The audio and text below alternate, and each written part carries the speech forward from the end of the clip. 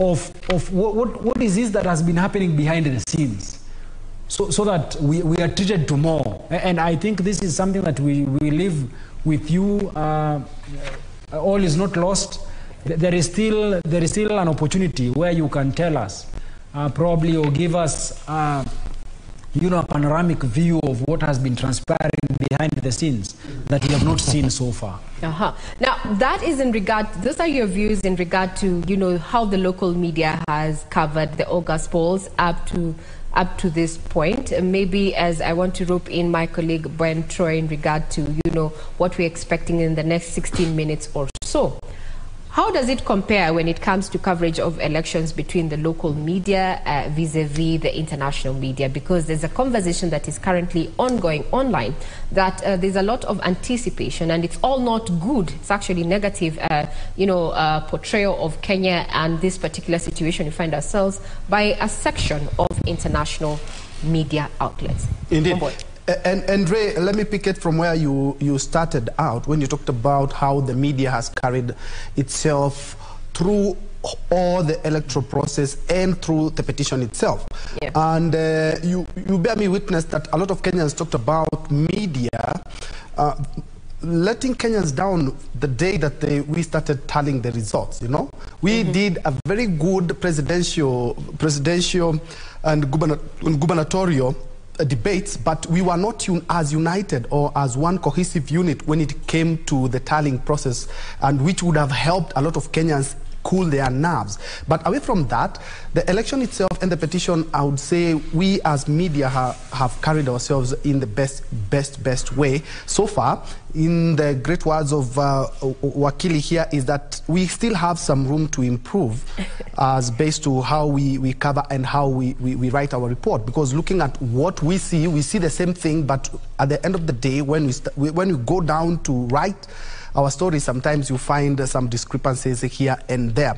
That said, the media also will be keen, and Kenyans will be keen to see how after this we do carry ourselves, because at the end of the day, you have had America talk about it, many countries, but they have to rely on the media, because if we don't show it, if we don't write it, if we don't present it out there, no one will know exactly what is happening in the country. And still on the same, and I think this is something that we can have a discussion on, an interesting read written by a journalist talking about the presidential petition. Raila Odinga has been a perennial petitioner when it comes to this, and that person is arguing no matter how this goes, either his way or not, he will be credited in fighting the fight and actually trying to solidify our democracy. I don't know how Wakili Gisore you view this, but at the end of the day, despite his hits and misses, because he's had some wins and some losses as well, is that he has enabled Kenya to be a democratic country, and also single out some of the things, because in 2017, what the Apex Court talked about are some of the things that we have been able to implement in our 2022 politics. And at the end of the day, win or lose, he still be credited in solidifying our democracy. Sorry. I think, Ben Troy, I want to thank you for raising that issue about Raila Amolo Odinga. Raila Amolo Odinga is one person who has serious temerity for democracy, if I might say that, because look at the man, look at his journey. This man has been in prison, came out, fought for the 1992 liberation. That succeeded. We appealed Section 2A, and then turns back and joins Moi's government, and then turns to throw Moi's government out, or his choice, so giving rise to another liberation, whereby we had change of power.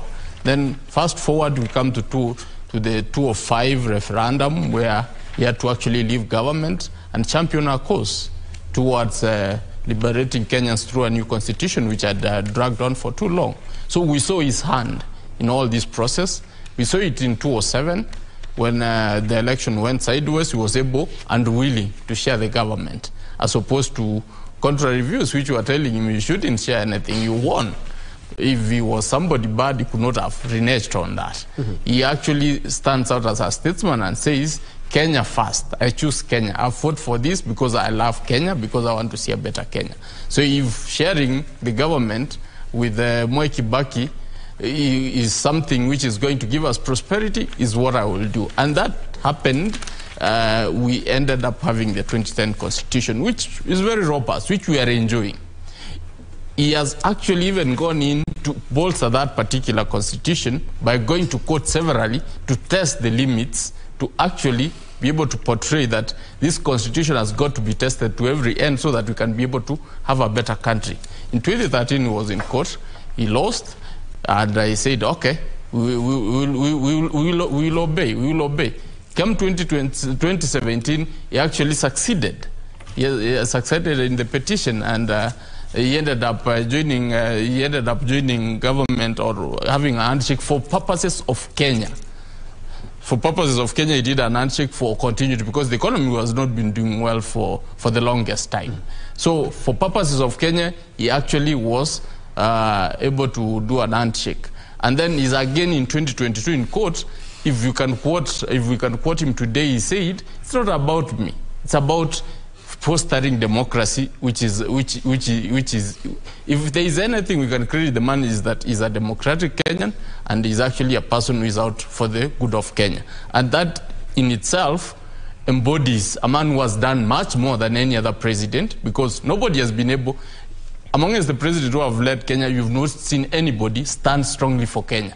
Some of them have been elected, but I'm sorry to say, nobody has been able to be for Kenyans. Raila represents the common man and the interests of the people. They have done their bit in terms of developing the economy, or trying to do their single political issues around leadership, but in a uniform scale, I think if you get to put them on a weighing scale, I think he really weighs way much more than any other president in terms of fostering democracy. Now, Gesore, thank you for that in regard to, how we have covered. And we have seen quite sensational headlines, as you've said there, but we need to remain factual. As your colleague there has given us a 7 out of 10, giving us room for improvement. Indeed, we will work on that. But now let's find out what is happening within the central business districts. Statistics indicate that 85% of workstations are domiciled within the CBD. Now, being September the 5th, we are joined by Hibak Sayed from CANCOM there. We can say it's the center of CBD, to just bring us up to speed with what is happening as Kenyans await that particular ruling. Hibak, hi. How are things from CANCOM?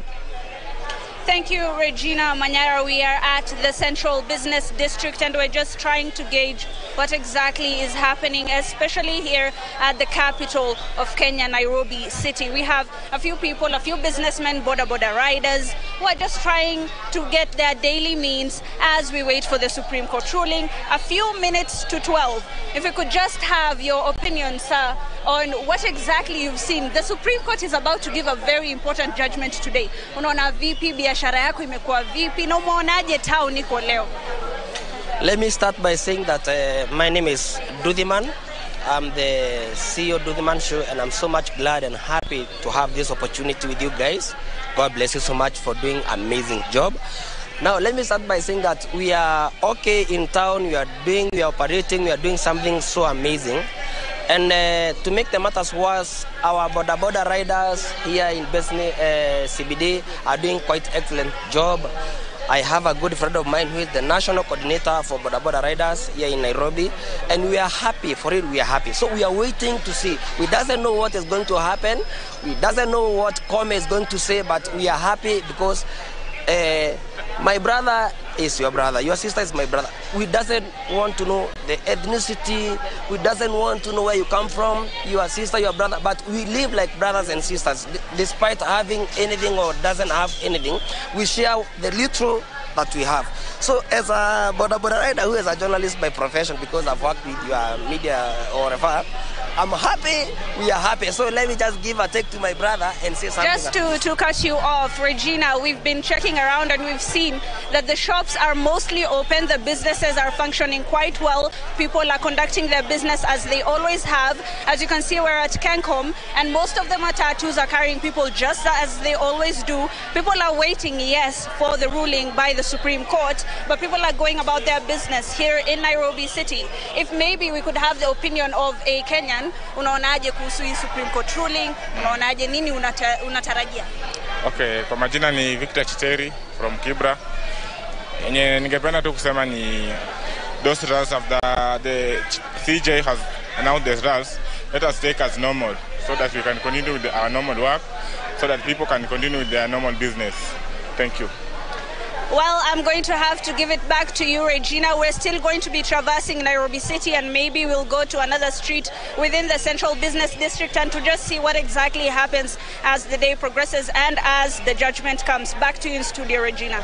Thank you, Hibak, for that quick update. I can see, yes, Kenyans quite still being Kenyans, trying to make light of the situation, even as it remains, on tenterhooks. We remain on tenterhooks in regard to what we should expect come the next 6 minutes there. And we are live. We have our reporters there on ground, including Serafina Ruby, who is going to be bringing us up to speed with what is happening. Kenyans asked to remain peaceful as we wait the 7-judge bench there to make a ruling in regard to the August presidential petition. What you're seeing on your screen, those are live pictures from Milimani there. We have seen various councils have arrived. We have Kithure Kindiki there, who is part of the Kenya Kwanza legal team. There is Katwa Kigen just crossing your screen there. Further ahead there, we are also having other councils who are either have been representing the respondents or the petitioners there, all looking calm. At the end of the day, we have there has to be peace and justice going forward. We are all brothers and sisters there. Now, I'd want to hand it over, rather take it to you back to you, Troy, there. We were talking about the performance and the conduct of the media during the election, and even at the point where we are right now, focusing on the presidential petition. And from Hibak Said's link there, you can see there's a Kenyan there who has introduced himself as Ndu the man.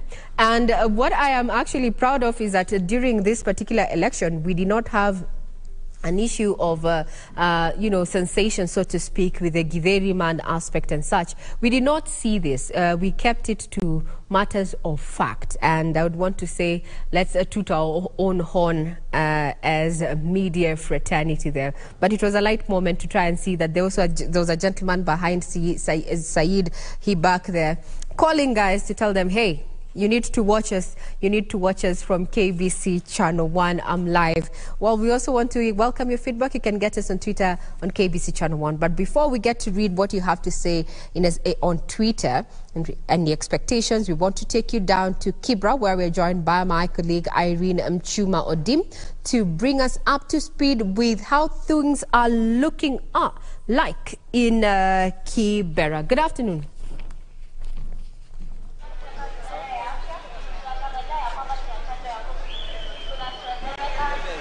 Representing the country.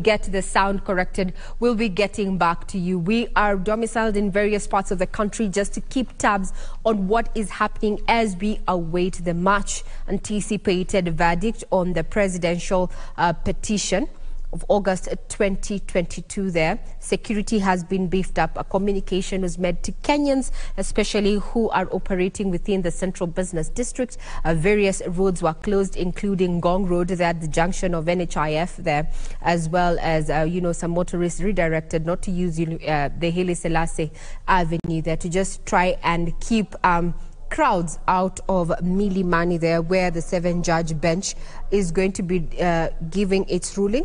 led by Chief Justice Martha Koome. What you're seeing is security outside Milimani Law Courts there. That is a contingent of National Police as well as a General Service Unit. And inside there, we're seeing a council made up of, various, there you go, we have Soweto there. Council Soweto there. You can see her, she's already there.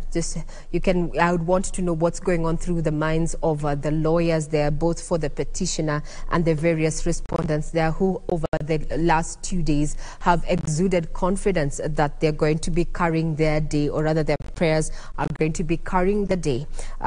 In the next 1 minute, we are expecting the 7-judge bench there.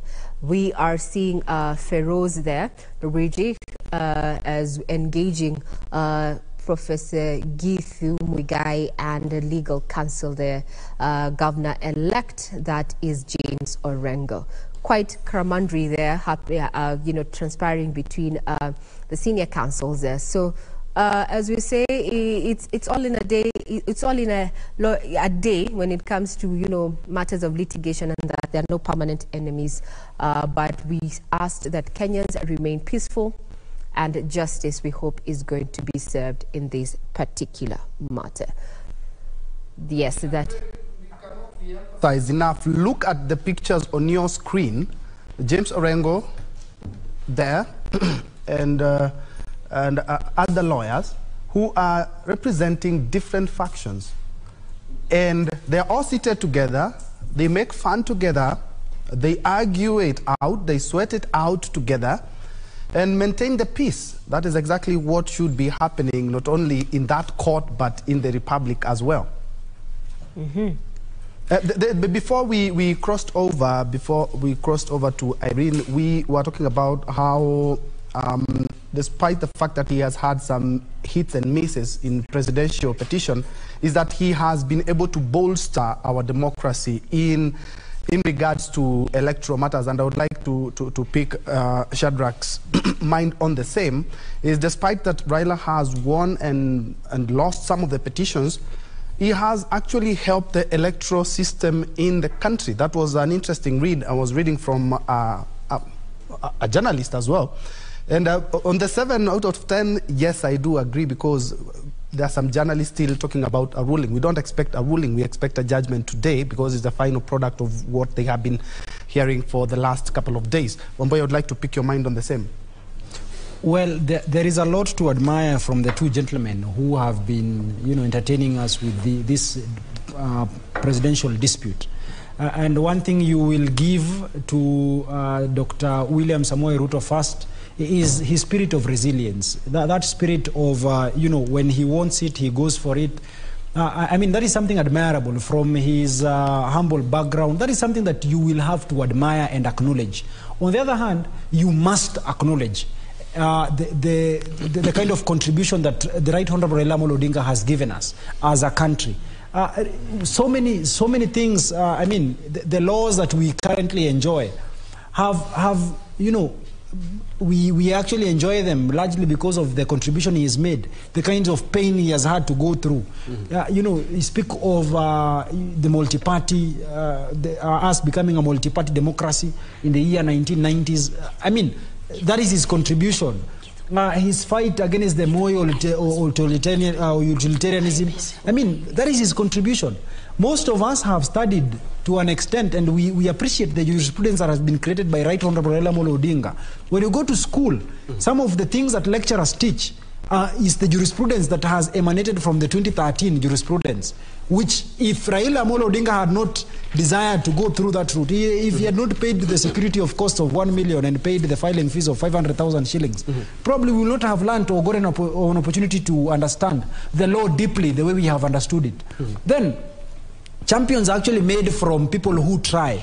Sometimes they fail, because if you do not try, there is no likelihood that you will ever succeed, you will fail. But his failure in the year 2013 did not in any event discourage him from trying our democracy through the court processes. So that in the year 2017, we saw him participate in the elections, we saw him challenge the elections, the election results, so that the win that he got in the year 2017, and of course his refusal to participate in the process because of the referee. So whatever the outcome that we will get, if it is a repeat of the elections, then it will be a gift to Right Honorable Raila Amolo Odinga, because we do not expect that he will be running in the year 2027. I mean, if age is anything to go by. In any event, even with probably a repeat of the process, it does not necessarily mean that it is a loss to Dr. William Samoei Ruto. No, it does not mean it. It only means that probably this is just but his dream that has been deferred, so that he will have another opportunity, probably in the next or within the 60 days that are set in law, and even probably even in the future. I mean, Right Honorable Dr. William Samoei Ruto is a young man who has a lot of life in himself. I think today he should be turning 55 years of age. Really, he has a lot. Yes. Now, Wamboi, let's get to hear what is happening down in Kibra, where we're joined by Irene Mchuma Odim there to just bring us up to speed with what is going down there. Good afternoon, Mchuma. How are things at Kibera, or rather in Kibera? Regina, good afternoon. We are coming to you live at Kianda area in Kibra constituency. Earlier on, we were at Ayani and Makina areas, and Regina would say it's business as usual to a huge number of residents here in Kibra constituency. However, there are those who are following the proceedings from their screens. This as we wait for the verdict of the Supreme Court. Remember, Raila Odinga, who is the Azimio La Umoja presidential candidate, is also the ODM party leader. And Kibra constituency has time and again given him a back wherever he's making a move politically. And interestingly, Regina, unlike what many people would anticipate, that many people will remain at home and not go back to the business, is business as usual for many residents here in Kibra constituency. In fact, the shopkeepers, the tailors, the welders are going on with their business as usual. The matatu operators, boda boda riders. Thank you very much. The 7 judges making their way that are about to take their seats. Remember, this particular 7 judges are made up of William Oko, as you can see on your screen, flanked by Njoki Ndongo having a seat, Isaac Lenaola, Smokin Wanjala, Philomena Mwili, who's a Deputy Chief Justice, and Martha. Let's have a listen in.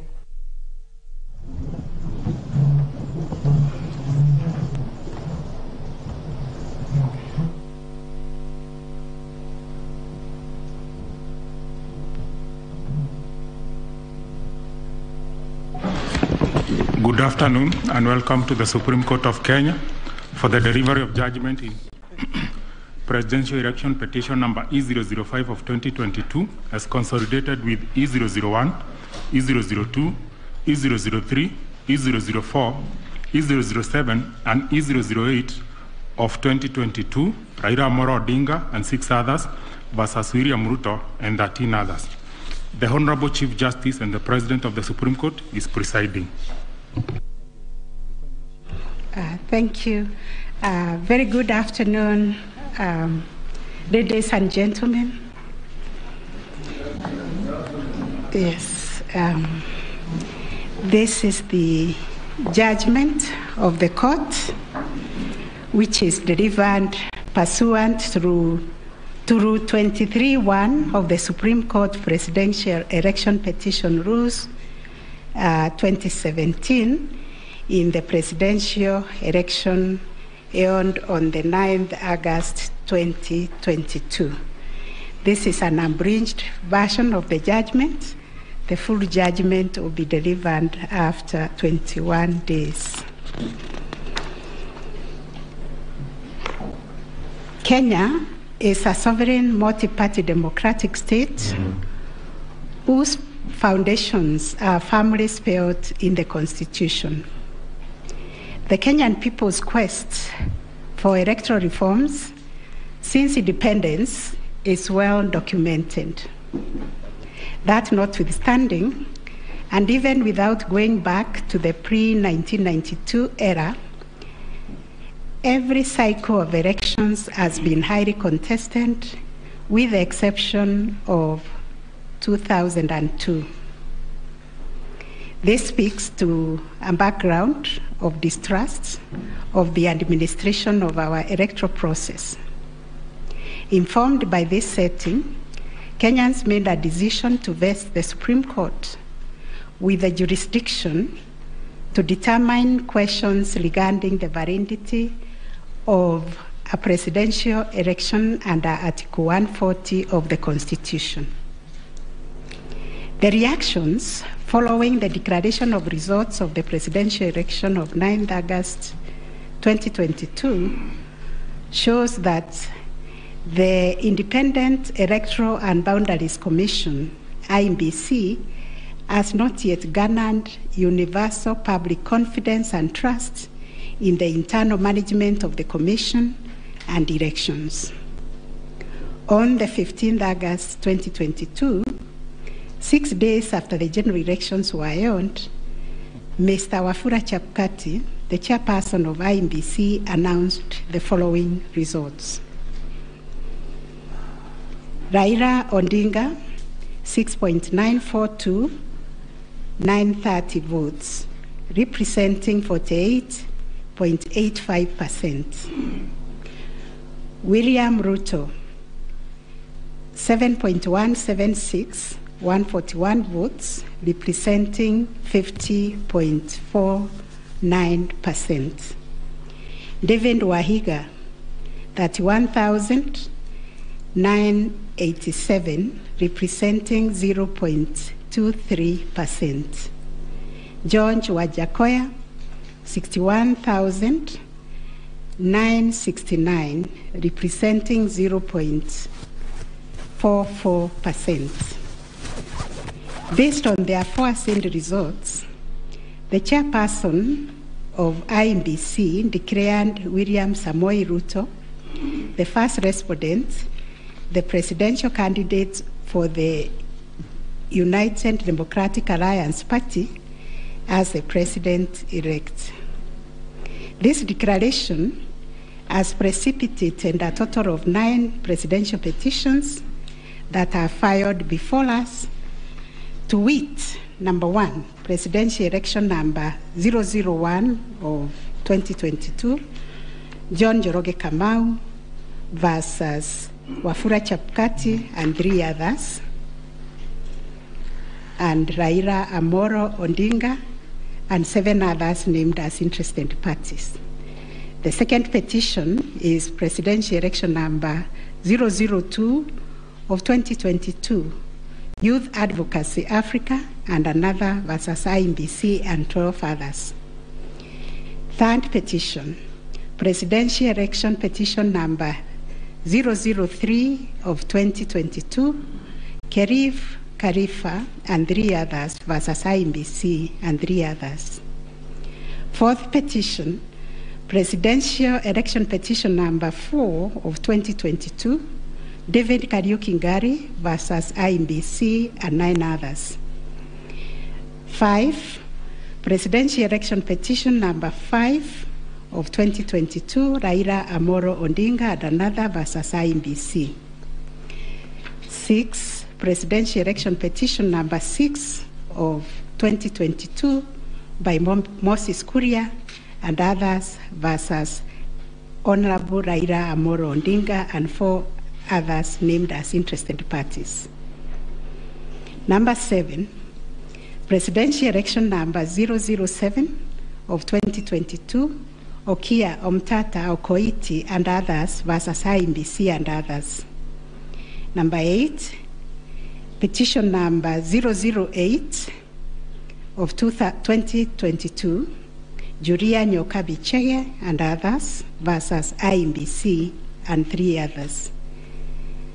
And the last one, but not least, petition number 009 of 2022, Ruben Kigame Richete versus IMBC and others. In addition to these petitions, we received a total of 24 interlocutory applications and 1 preliminary objection, which were filed in this court. 2 of the presidential election petitions were struck out. That is petition number 006 and 009 of 2022 for failure to meet the constitutional threshold as set out under Article 140 of the Constitution. On 29 August 2022, this court also admitted 3 amici curiae briefs by the Law Society of Kenya, the Kenya section of International Commission of Jurists, and John Warubengo and 2 others. Upon perusing and considering the issues raised in the remaining presidential election petition numbers 001, 002, 003, 004, 005, 007, and 8, the responses and the submissions filed thereto, this court found that all the 7 petitions substantially raised similar issues and sought similar reliefs. Consequently, on 30th August 2022, this court ordered that the 7 petitions be consolidated and designated presidential election petition number 005 of 2022 as the read file. From the consolidated petition, the responses filed and submissions filed by all the parties, the court crystallized the following issues for determination. And those issues are there. We have repeated them several times. I will not read them. Having considered and deliberated upon the consolidated petition, the attendant responses, submissions, and also considering the amici curiae briefs, we now make the following determination on issue number 1, which is whether the technology deployed by IMBC for the conduct of the 2022 general elections met the standards of integrity, verifiability, security, and transparency to guarantee accurate and verifiable results. As noted in the introduction, lack of trust in the electoral system has endured in Kenya for a long time. This led to the introduction of electoral technology following recommendations made by the Independent Review Commission on the general elections held on the 27th December 2007, popularly known as the Kriegler Commission report. That report recommended integration of technology into Kenya's electoral process for registration, identification of voters, and transmission of results. These were enacted in Section 44 of the Elections Act 2011. By this statute, IMBC is enjoined to adopt technology in the electoral process. As a consequence, the IMBC developed a technology known as Kenya Integrated Electoral Management System, KIMS, making Kenya's election process an hybrid as it employed both technology and manual processes. The first, third, and fourth petitioners in the consolidated petition challenge the technology used by IMBC during the 2022 general election. They plead that the manner in which technology was deployed and utilized fell short of the prescribed constitutional and statutory standards. As regards the audit of the register of voters, they urge that INBC, pursuant to its elections operations plan, committed itself to conducting an audit of the register of voters by 31st March 2022.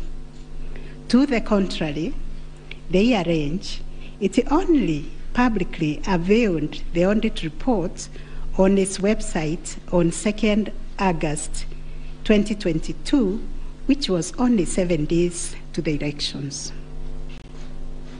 In this report, it was noted that the auditors established serious gaps and risk to the electoral process, including numerous cases of change of voter stations without knowledge or approval of the affected voters.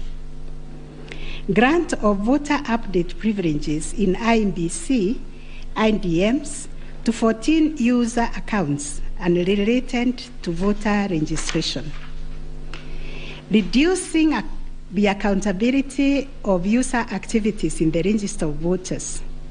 Presence of 11 active generic accounts on the MBIS application and the 2 MBIS users with the same logging identification. Risking unauthorized system users, possible interference, change of particulars on the activation of voters in the system.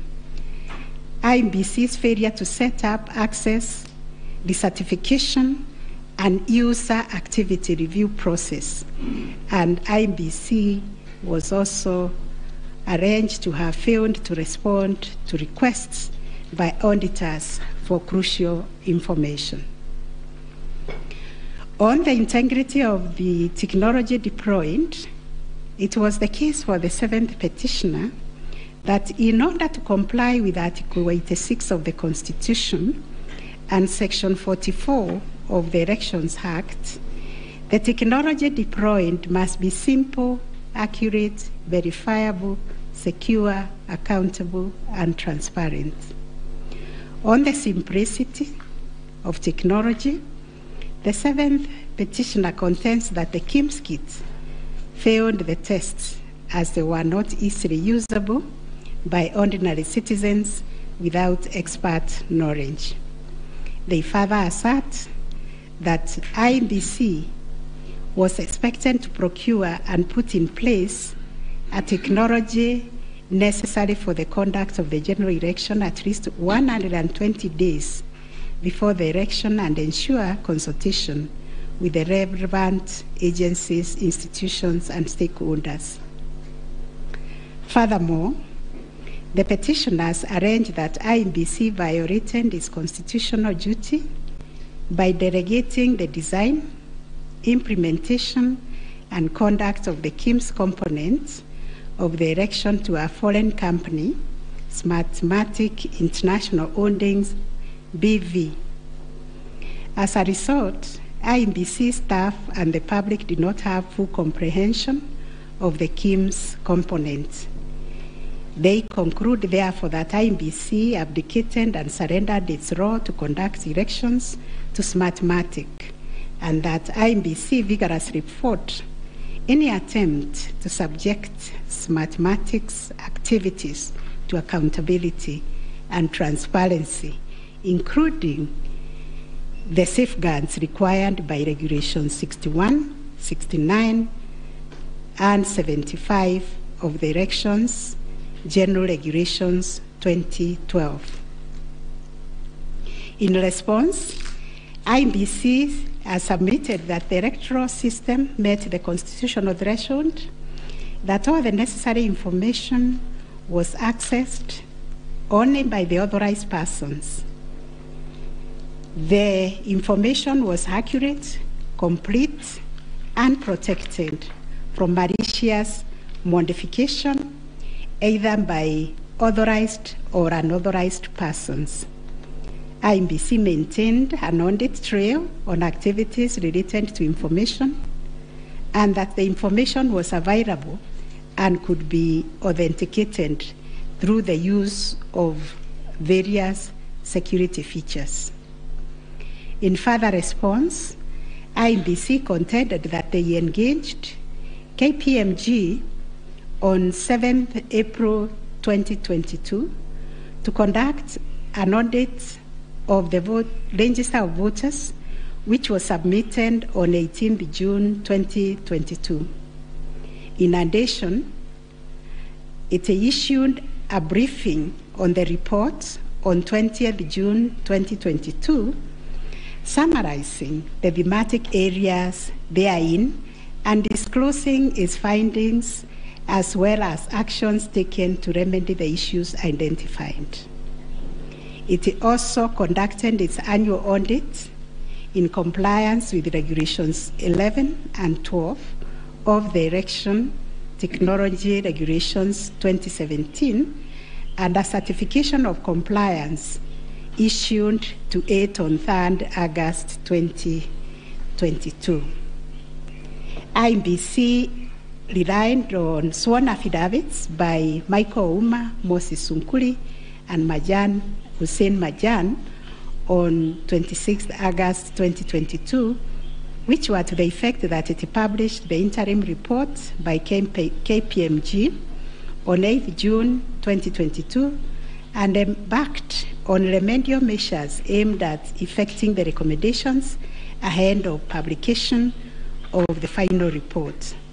It was ascertained that it could not publish the full final audit report, as doing so would compromise the integrity and security of the electoral technology system, considering the provisions of the Data Protection Act, which imposes a duty to protect the data of Kenyan voters.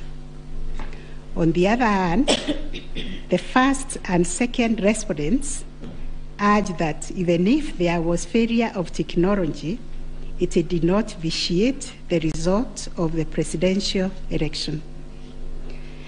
Upon considering all the pleading submissions and the ICT scrutiny and inspection tallying and recount report, which fully examined the IEBC's result transmission system, RTS, we are not persuaded by the allegation that the technology deployed by IEBC failed the standard of Article 86A of the Constitution on integrity, verifiability, security, and transparency for the following reasons. 1, whereas it is true that the KIMS kit failed in 235 polling stations, 86,889 voters were granted the right to vote manually, and the requisite forms 32A were duly filed. This happened successfully in Kibwezi West constituency and parts of Kakamega County. 2, while the audit report was released to the public 7 days before the 9th August election, the register of voters was used at the election without any apparent anomalies. 3, Smartmatic was procured to provide the necessary technological infrastructure, as IEBC did not have the capacity to do so. No credible evidence meeting the requisite standard of proof of access to the system by unauthorized persons was adduced by the petitioners. The scrutiny report prepared by the registrar of this court did not reveal any security breaches of the IEBC's RTS. IEBC successfully deployed a biometric voter register system which captures unique features of a voter's facial image, fingerprints, and civil data to register and update voter details across the country and also in the diaspora. The BVR captures a voter's facial image, fingerprints, and civil data, which features are unique to each of the voter. In compliance with Section 6A of the Elections Act 2011, IEBC opened the register of voters for verification of biometric data by members of the public for a period of 30 days. Thereafter, the register was revised to address issues arising from the verification exercise. KPMG then audited the register, and we are satisfied that the inconsistencies and inaccuracies identified during the audit were somewhat successfully addressed.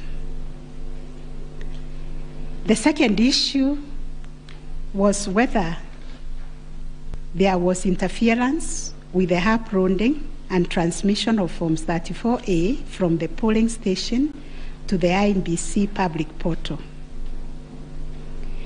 The first petitioner arranged staging that a person who had access to the RTS intercepted, detained, or stored Forms 34A temporarily to convert or manipulate it before uploading it on IEBC's public portal.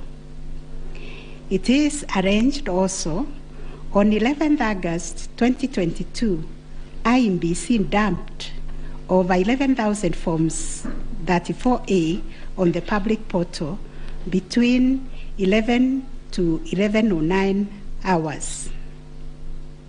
To rebut this allegation, IEBC and its chairperson, in their response dated 26th August 2022, denied staging and unauthorized intrusion of the RTS. In that regard, they urged that every image of Form 34A was uploaded immediately after the transmittal of results. The form was received as evidence by the timestamp. Similarly, the first respondent denied these allegations. Our finding: 1, no credible evidence was presented to prove that anyone accessed the RTS to intercept, detain, or store Forms 34A temporarily before they were uploaded to the public portal. The allegation that 11,000 Forms 34A were affected by staging was similarly not proved. 2, the allegation that IEBC, its officials and strangers used a tool to tamper with the Forms 34A before converting them to the portable document format, that is PDF, that eventually appeared on the public portal, was sufficiently explained when IEBC demonstrated how KIMS captured and transmitted the image of Form 34A. Accordingly, we dismiss that allegation. 3, during the ICT scrutiny, it turned out that the transmission logs produced in the affidavit of Justice Nyangaya were of no probative value. The registrar's report shows that the original Forms 34A from the contestant polling stations, which were allegedly intercepted, were exactly the same as those on the public portal, and the certified copies that were presented to this court pursuant to the provisions of Section 12 of this Supreme Court Act 2011. 4, regarding the allegation that the integrity of the public portal was compromised, this was disproved by evidence of consistent attributes such as unique timestamps, uniform PDF conversions at the polling stations, correct polling station mapping, and consistent KIMS reporting from verification to transmission of results. 6, the RTS was configured on a virtual platform network, VPN, and the SIM cards locked to a specific polling station. The server was also configured to accept results only from authorized and properly mapped KIMS kits. In our view, the petitioners failed to produce credible evidence to the contrary. 7, a review of some of the logs presented as evidence of staging showed that they were either from logs arising from the 2017 presidential election or were outright forgeries. In our considered view, there was no evidence of a man-in-the-middle server configured to the IEBC's VPN network, and no evidence was produced to show that the chairperson of IEBC and staff were part of the arranged conspiracy to stage the transmission process. 9, whether there was a difference between Forms 34A uploaded on the IEBC public portal and the Forms 34A received at the National Tallying Center and Forms 34A issued to the agents at the polling stations. On this issue, the first petitioner's case was that there was deliberate manipulation and tampering with Forms 34A, as demonstrated in the affidavits, to the effect that votes were being deducted from the first petitioner and being added to the first respondent. To support this petition, evidence was contained in the affidavits of Honorable Martha Karua, sworn on 21st August 2022, Celestine Anyango Opio, Arnold Ochieng Oginga, and John Mark Githongo, which was sworn also on 21st August 2022, and a further affidavit sworn on 28th August 2022. Dr. Nyangasi also swore an affidavit on 21st August 2022, and so was Martin Papa, to support that allegation of handing and subtraction of votes. On the other hand, IEBC and its chairperson urged that all Forms 34A transmitted to IEBC portal were not interfered with or manipulated. Further, that the Forms 34A signed at the polling station and issued to the agents were identical to the Forms 34A uploaded on the public portal and delivered to the National Tallying Center at the Bomas. It was contended that in any event, IEBC used the original physical Forms 34A to tally, verify, and declare the presidential election results. This court ordered scrutiny of the forms from the 41 polling stations outlined in the affidavit of Celestine Opio to ascertain the allegation of interference. And this is our finding. 1, there were no significant differences captured between the Forms 34A uploaded on the public portal and the physical Forms 34A delivered to Bomas that would have affected the overall outcome of the presidential election. B, no credible evidence was presented to support the allegation that Forms 34A presented to agents differed from those uploaded to the public portal. The report by the registrar of this court confirmed the authenticity of the original forms in the sampled polling stations. The affidavits of Celestine Opio and Arnold Ochieng Oginga, while containing sensational information, were not credible, as the registrar's report confirmed that all the Forms 34A attached to those affidavits and purportedly given to them by the agents at select polling stations were significantly different from the originals, certified copies, and those on the public portal. The purported evidence of Celestine Opio and Arnold Oginga, sworn in their respective affidavits, are not only inadmissible, but are also unacceptable. It has been established that none of the agents on whose behalf the forms were being presented swore any affidavit, that there is nothing to show that they had instructed both Celestine and Arnold to act for them. Yet the two have gone ahead to depone on matters that are not within their knowledge. This court cannot countenance this type of conduct on the part of counsel who are officers of the court.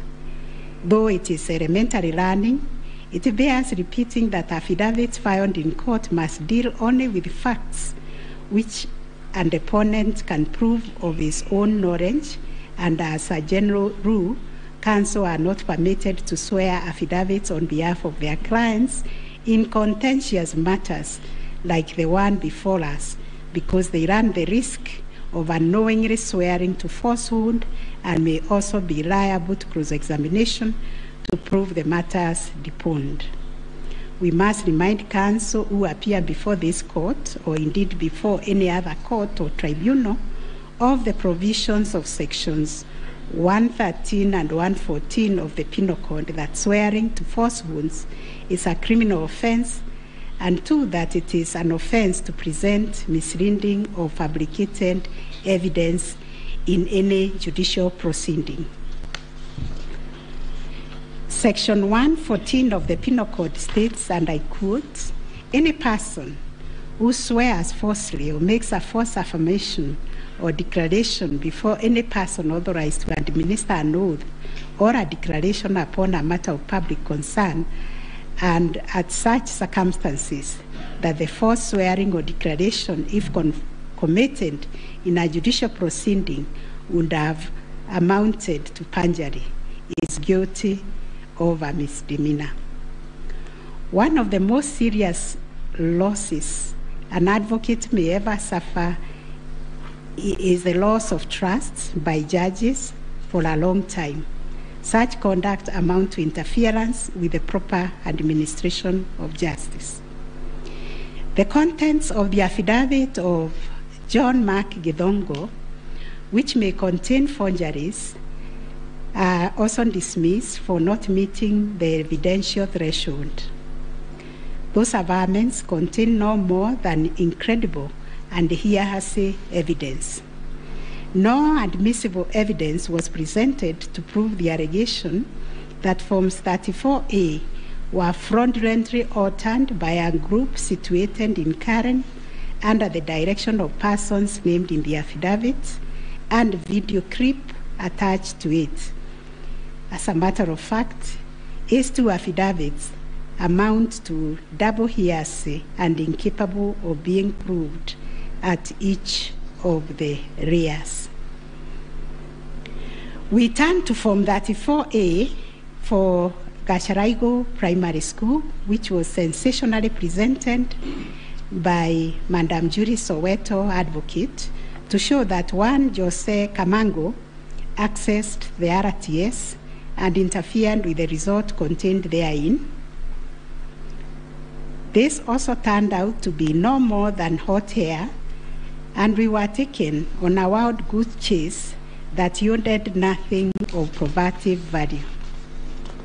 The Kim's kit relating to Songonyo Primary School, which bore the same serial number with another, was admitted by IMBC as an inadvertent manufacturer's error. We are also satisfied that the two kits and other identifying features that were markedly different, including the timestamps and polling code, and therefore nothing turns on this anomaly. Therefore, to the question whether there was a difference between Forms 34A uploaded on the IBC public portal and those received at the National Tallying Center and those issued to the candidates' agents at the polling station, we have found none. issue number 4 on whether the postponement of gubernatorial elections in Kakamega and Mombasa counties, parliamentary elections in Kitui, Rural, Kachiriba, Rongai and Pokot South constituencies, and electoral ones in Nyaki West, in North Imenti constituency, and Koanjenga in Embakasi South constituency, resulted in voter suppression to the detriment of the petitioners, and especially in petition number 5 of 2022.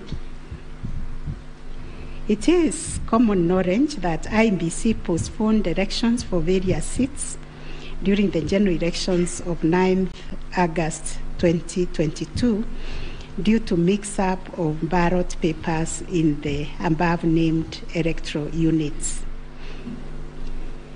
It is the combined case of the first and second petitioners that, in terms of Articles 136, 2A, 177(1), and 181, as read with Article 1 of the Constitution, the chairperson of IEBC had no jurisdiction to postpone elections in those areas. That Section 55B of the Elections Act is inconsistent with the Constitution and therefore void to the extent that it purports to donate to IEBC power to postpone elections in the constituency, county, or ward, contrary to the Constitution, and the postponement undermined the conduct of free, fair, credible elections by depriving the voters an opportunity to vote for all the candidates on the dates stipulated by the Constitution. The petitioners further contend that the postponement of elections and the overall effect of suppressing voter turnout in the electoral units in question, which was prejudicial to him. Both the first and third petitioners also believe that elections were deliberately postponed in Kakamega and Mombasa counties. It was arranged that these areas are considered to be first petitioner strongholds, and as such, the postponement of elections worked to his disadvantage and handed that benefit to the second respondent. These assertions were denied by IEBC and its chairperson. They, however, admitted that they experienced confusion with the printed ballot papers and explained that they only discovered the mix-up on the eve of the election when the ballot papers were being distributed to the polling stations. That as a practice, ballot papers can only be opened on the eve of the election day to avoid any mischief, and that by the time the mix-up was discovered, it was logistically impossible to print and replace the ballot papers in time for the elections. For this claim to succeed, it must be demonstrated first, IEBC had no authority in law to postpone the elections, and secondly, that the postponement was deliberate and calculated to suppress voter turnout so as to affect the result by reducing the petitioners' overall votes. We've looked at the provisions of Section 55B of the Elections Act, which provides for circumstances when elections can be postponed in a particular electoral unit, including in cases of emergency. We are therefore satisfied that on the basis of the foregoing provision, the third respondent and the requisite power to postpone election in the constituencies, counties, and wards in question. Concerning the allegation of voter suppression, we note that voter suppression is generally recognized as a political strategy which takes many forms, but whose practical effect is ultimately to reduce voting by deliberately discouraging or preventing targeted groups of people from exercising their right to vote, and thereby to influence the outcome of an election. It therefore goes against the letter and the spirit of Article 38, which guarantees every citizen the right to make political choices based on universal suffrage. As regards this allegation, it has not been shown that by postponing elections in the named electoral units, IEBC acted in bad faith or was influenced by irrelevant factors and considerations. From the explanation tendered, we are satisfied that the postponement was occasioned by a genuine mistake, which in our view could have been avoided, and the members and staff of IEBC been more diligent when they went to inspect the templates in Athens, Greece, where the printing of ballot papers was undertaken. In the absence of any empirical data, we cannot find a basis upon which to conclude, as a matter of fact or evidence, that the postponement affected voter turnout, as a consequence of which the first petitioner alone, as a presidential candidate, suffered disadvantage. At any rate, the nature of the ballot being an individual decision and secret, there may be other factors to which the turnout in the named units can be attributed. From the evidence on record, however, it appears to us that 2022 general election recorded one of the lowest turnouts since the introduction of multi-party political systems some 30 years ago. If there was a low voter turnout, it affected all the 6 categories of candidates, and its explanation, in our view, lies elsewhere, but certainly not a calculated suppression. On the other hand, in rebuttal to these claims, IEBC illustrated with examples to our satisfaction that there was no nexus between the postponement of elections and voter turnout in the affected units, far from the fact that this claim was undoubtedly just another red herring. It has nothing to do with the question under review, and accordingly we reject it and hold that there is no proof that the postponement resulted in voter suppression to the detriment of the first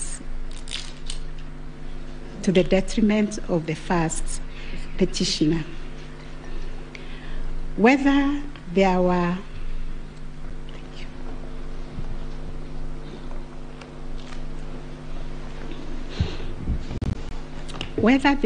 unexplainable discrepancies between the votes cast for presidential candidates and other elective positions. Issue number 5.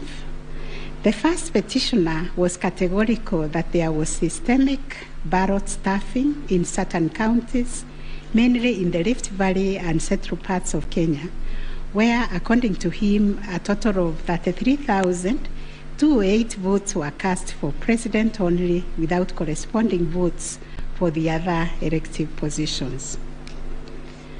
On the part of IEBC and the chairperson, while acknowledging that indeed in some instances there was vote differential between those cast for president and for other positions, but maintained that they were insignificant, and those instances related to votes by prisoners and citizens in the diaspora who only vote for the president but did not take part in other elective positions.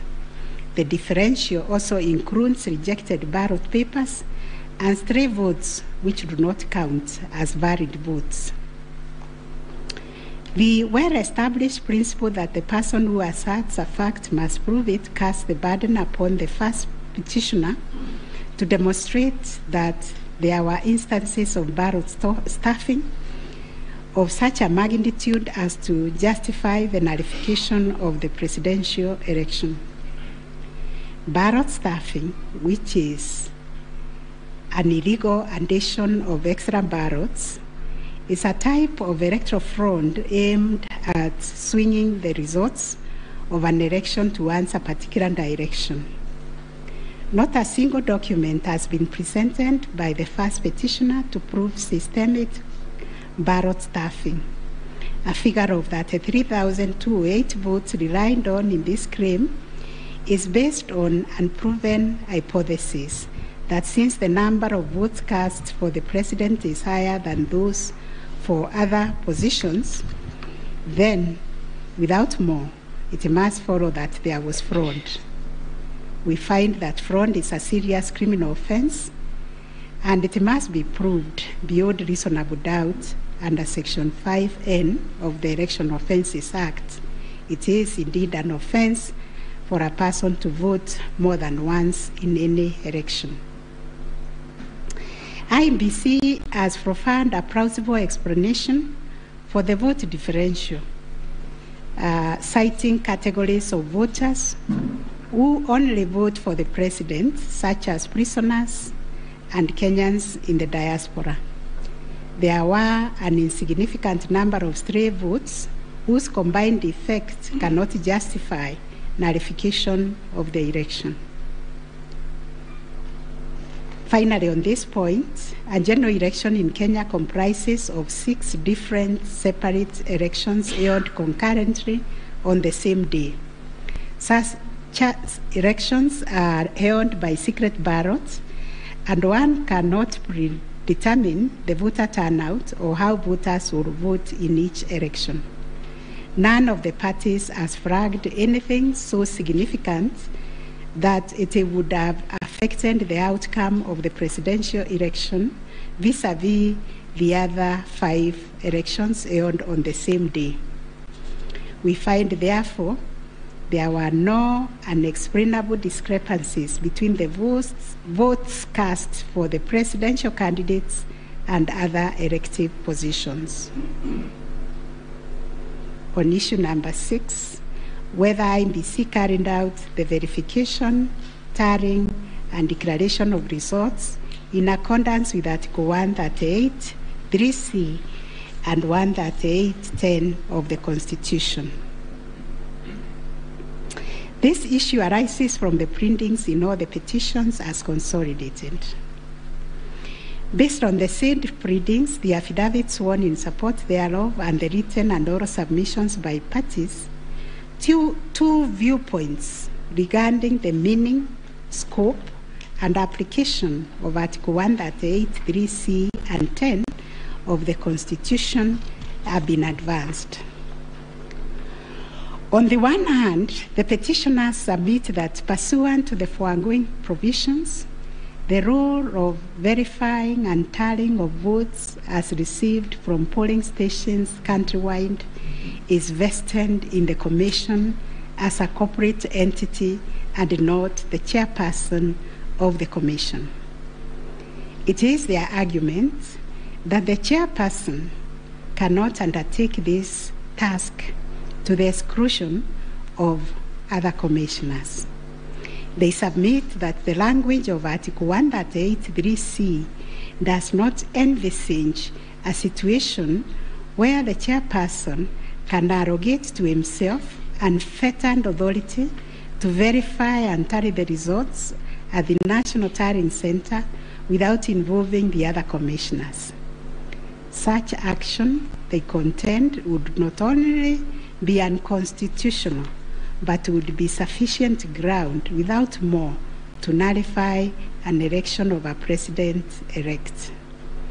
In support of their argument, the petitioners cite the Court of Appeal decision in IEBC versus Maina Kiai and 5 others as affirmed by this court in the case of Raila 2017.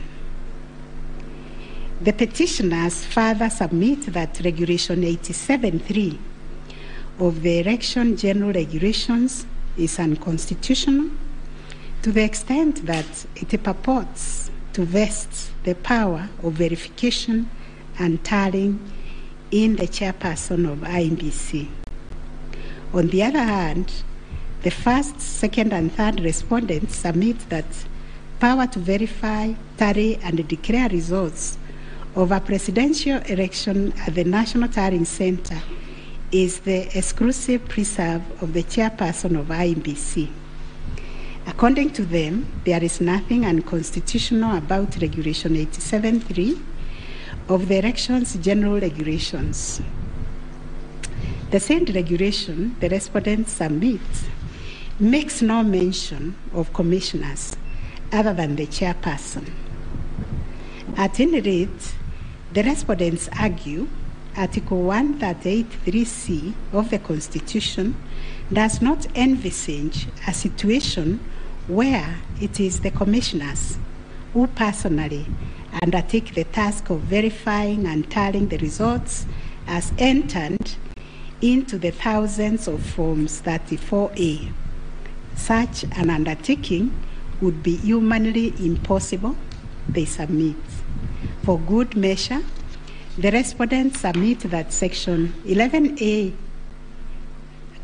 of the IMBC Act provides that the chairperson and members of the Commission are responsible for the formulation of policy and strategy of the Commission and oversight. In their view, the Act does not contemplate a situation where commissioners would be directly involved in the verification and tabulation of presidential election results. The task of verification and tallying, as stated by the respondent, is executed by the staff of the Commission under the direction and supervision of the Commission Secretary, who in turn reports to the chairperson. As to whether the chairperson acted unilaterally in verifying and tallying the presidential election results at the National Tallying Center, the petitioners claim that he did. This is what happened. It is the petitioner's case that the chairperson published an illegal Gazette Notice number 4956 of 2022, in which he designated himself as the presidential returning officer, a position unknown in law and the Constitution. Having done so, the petitioner states that the chairperson proceeded to conduct the verification and tallying process to the exclusion of other commissioners, each of whom he had assigned territorial roles and related to the verification and tallying exercise. On his part, the chairperson of IBC submitted that although he has the exclusive authority to verify and tally the presidential election results as received at the National Tallying Center, he did involve the other commissioners in the exercise before eventually declaring the final results. He submitted that he did this in the spirit of teamwork. The chairperson of IBC states that indeed the 4 commissioners were involved in the preparation of the 9th August general elections from the time of their swearing into office all the way to the verification and tallying of results at the National Tallying Center until they withdrew from the exercise just when he was set to declare the final result. Having considered all the parties' submissions, we find that pursuant to Article 138(3)(c) of the Constitution, the power to verify and tally presidential election results as received at the National Tallying Center vests not in the chairperson of IMBC, but in the Commission itself. The latter carries out this exercise through its secretariat staff, technical personnel, and any other persons hired for that purpose under the oversight and supervision of the chairperson and the other members of the Commission. In line with this court's decision in Raila Amolo Odinga versus another versus IMBC and 2 others, as reported in 2017 Kenya Law Report, popularly known as Raila 2017, and the Court of Appeal decision in IMBC versus Maina Kiai, we also find that the chairperson cannot arrogate to himself the power to verify and tally the results of a presidential election to the exclusion of other members of the Commission. Indeed, Article 138(10) of the Constitution although the power to declare the result of a presidential election after verification and tallying is vested in the chairperson, he does so only as a delegate of the Commission. Consequently, to the extent that Regulation 87.3 of the Elections General Regulation purports to vest the power of verifying and tallying presidential election results as received at the National Tallying Center solely on the chairperson to the exclusion of other members of the Commission, the same is contrary to and inconsistent with the provisions of the Constitution. That said, we, however, take cognizance of the fact that the 4th, 5th, 6th, and 7th respondents, referred to as the 4 commissioners, actively participated in the verification and tallying exercise from the beginning up to and until just before the declaration of the result by the chairperson. They took turns announcing the results as verified and tallied, and were present and active during the actual verification and tallying at Bomas. An example is when one of them, Justice Nyangaya, stood on the podium to announce to the public results and also announced an adjustment that had been occasioned by errors of tabulation. The events of 15th August 2022, therefore, came as a surprise.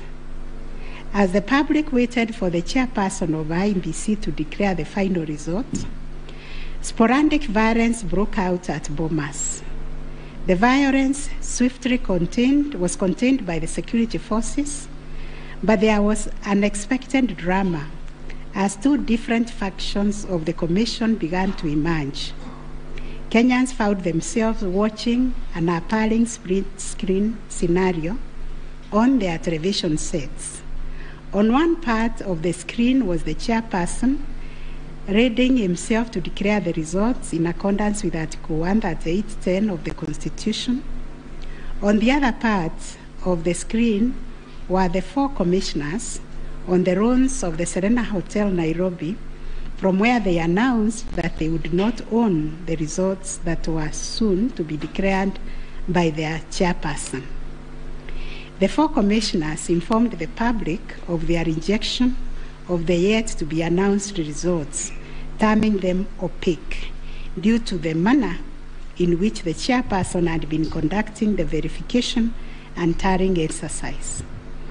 In his affidavit dated 25th August 2022, Justice Nyangaya averred that the chairperson's actions during the tallying and verification exercise at Bomas made it difficult to ascertain the total number of votes cast and the actual number of votes attained by each candidate, so as to enable him authoritatively state the Commission and declared accurate results.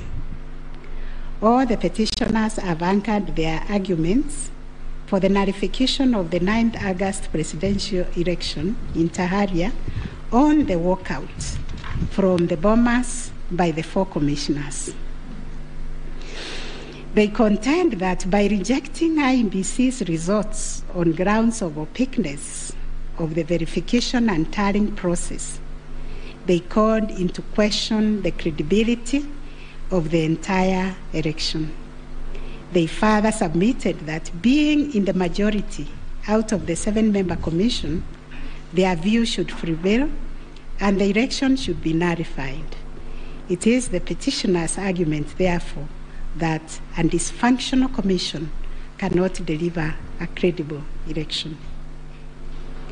We note that apart from their 11th hour denunciation of the verification and tallying process and their averments regarding the conduct of the chairperson, the 4 commissioners have not placed before this court any information or documents showing that the elections were either compromised or that the result would have substantially differed from that declared by the chairperson. Critically, they have not explained why they participated in a verification process when they knew that it was opaque up until the last minute.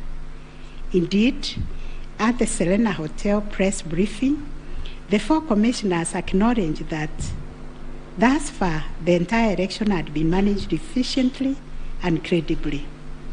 The chairperson on his part did not make matters any better by maintaining a stoic silence, even as things appeared to be falling apart. All this, in our view, points to a serious malaise in the governance of an institution entrusted with one of the monumental tasks of midwifing our democracy, an institution that obviously needs far-reaching reforms, of which we shall say more in our detailed reasons. But are we to nullify an election on the basis of a last-minute boardroom rapture, the details of which remain scanty and contradictory between the chairperson of the Commission and some of its members? In the absence of any evidence of violation of the Constitution and our electoral laws, how can we upset an election in which the people are participating without hindrance, as they made their political choices pursuant to Article 38 of the Constitution? To do this would be tantamount to subjecting the sovereign will of the Kenyan people to the quorum antics of IEBC. This we cannot do.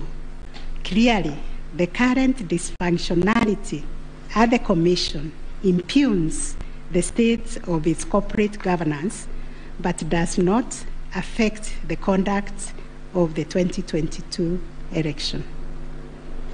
In view of the foregoing, we are satisfied that, notwithstanding the divisions apparent between the chairperson and the 4 commissioners, IEBC carried out the verification, tallying, and declaration of results in accordance with Article 138(3)(c) and 10 of the Constitution.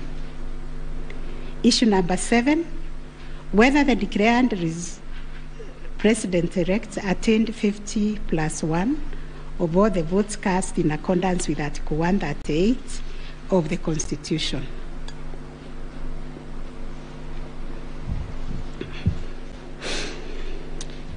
The first, second, and third petitioners averred that the first respondent did not garner 50%+1 of the total votes cast, and therefore did not meet the threshold provided by Article 138(4)(a) of the Constitution.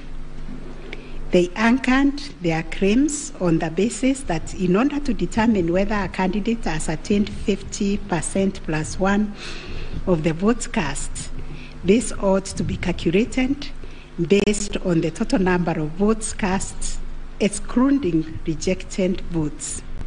They argued that 50% of 14,353,165 votes, in their view, were the variant votes cast, which amounted to 7,176,582.77 votes.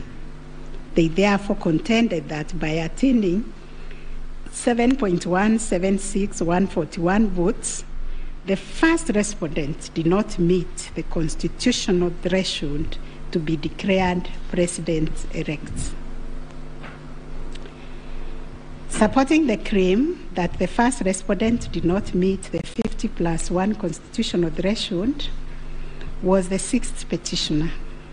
His contention was founded on the backdrop of a press briefing issued by the chairperson of IEBC after the official closure of voting on 9th August 2022. According to the sixth petitioner, the chairperson of IEBC announced that the voter turnout was 65.4% of the total number of registered votes, based on the verification of the KIMS kits which were functional during the process of voting. In addition, the sixth petitioner urged that the voter turnout of 65.4% did not include some 238 polling stations where the KIMS kit had malfunctioned, necessitating use of the manual register. It was therefore urged that the minimum number of votes cast could not be less than 14,466,779. Additionally, that this number was bound to increase once the number of votes from the areas that used the manual register were included. The sixth petitioner further claimed that a summation of the minimum number of votes cast and untallied manual votes would represent the actual voter turnout. In challenging the declaration made by the chairperson of IEBC, the sixth petitioner warned that the final tally, published in Form 34C, only accounted for 14,326,641 votes cast, including some 113,614 rejected ballots. The sixth petitioner contended that this tally did not factor in some 140,138 votes cast using the manual register. The sixth petitioner computed this number by subtracting 14,326,641 declared votes cast from 14,466,779 generated by the sixth petitioner as representing 65.4% of the voter turnout. Referring to the tallies in Form 34C, the sixth petitioner summed the number of votes cast for each candidate as follows: Raila Odinga, 6,942,193; William Ruto, 7,176,141; Wahiga Mwaura, 31,987; and George Wajakoya, 61,969, adding to a total of 14,213,027. He then added 138,000 arranged to be unturned votes, and this yielded a total of 14,353,165 total valid votes, which the sixth petitioner used to compute the percentages garnered by each candidate as follows. William Ruto, according to him, garnered 49.9%, Raila Odinga 48.3%, Wahiga 0.22%, and Wanjakoya 0.3%. It is on this basis that the sixth petitioner grounded the claim that none of the candidates met the constitutional threshold as set out in Article 138(4)(a). IEBC and its chairperson disputed the sixth petitioner's claim. They submitted that the declaration of results is based on the number of people identified as having voted on the KIMS kit and not the total persons on the voters register as arranged. They contended that the final voter turnout, comprising of the voters who were identified through the KIMS kit and those who voted manually, was 64.76% and not 65.4% as arranged by the petitioners. They urged that the announcement error by the chairperson of IEBC on 10th August 2022 was immediately clarified during the same press briefing.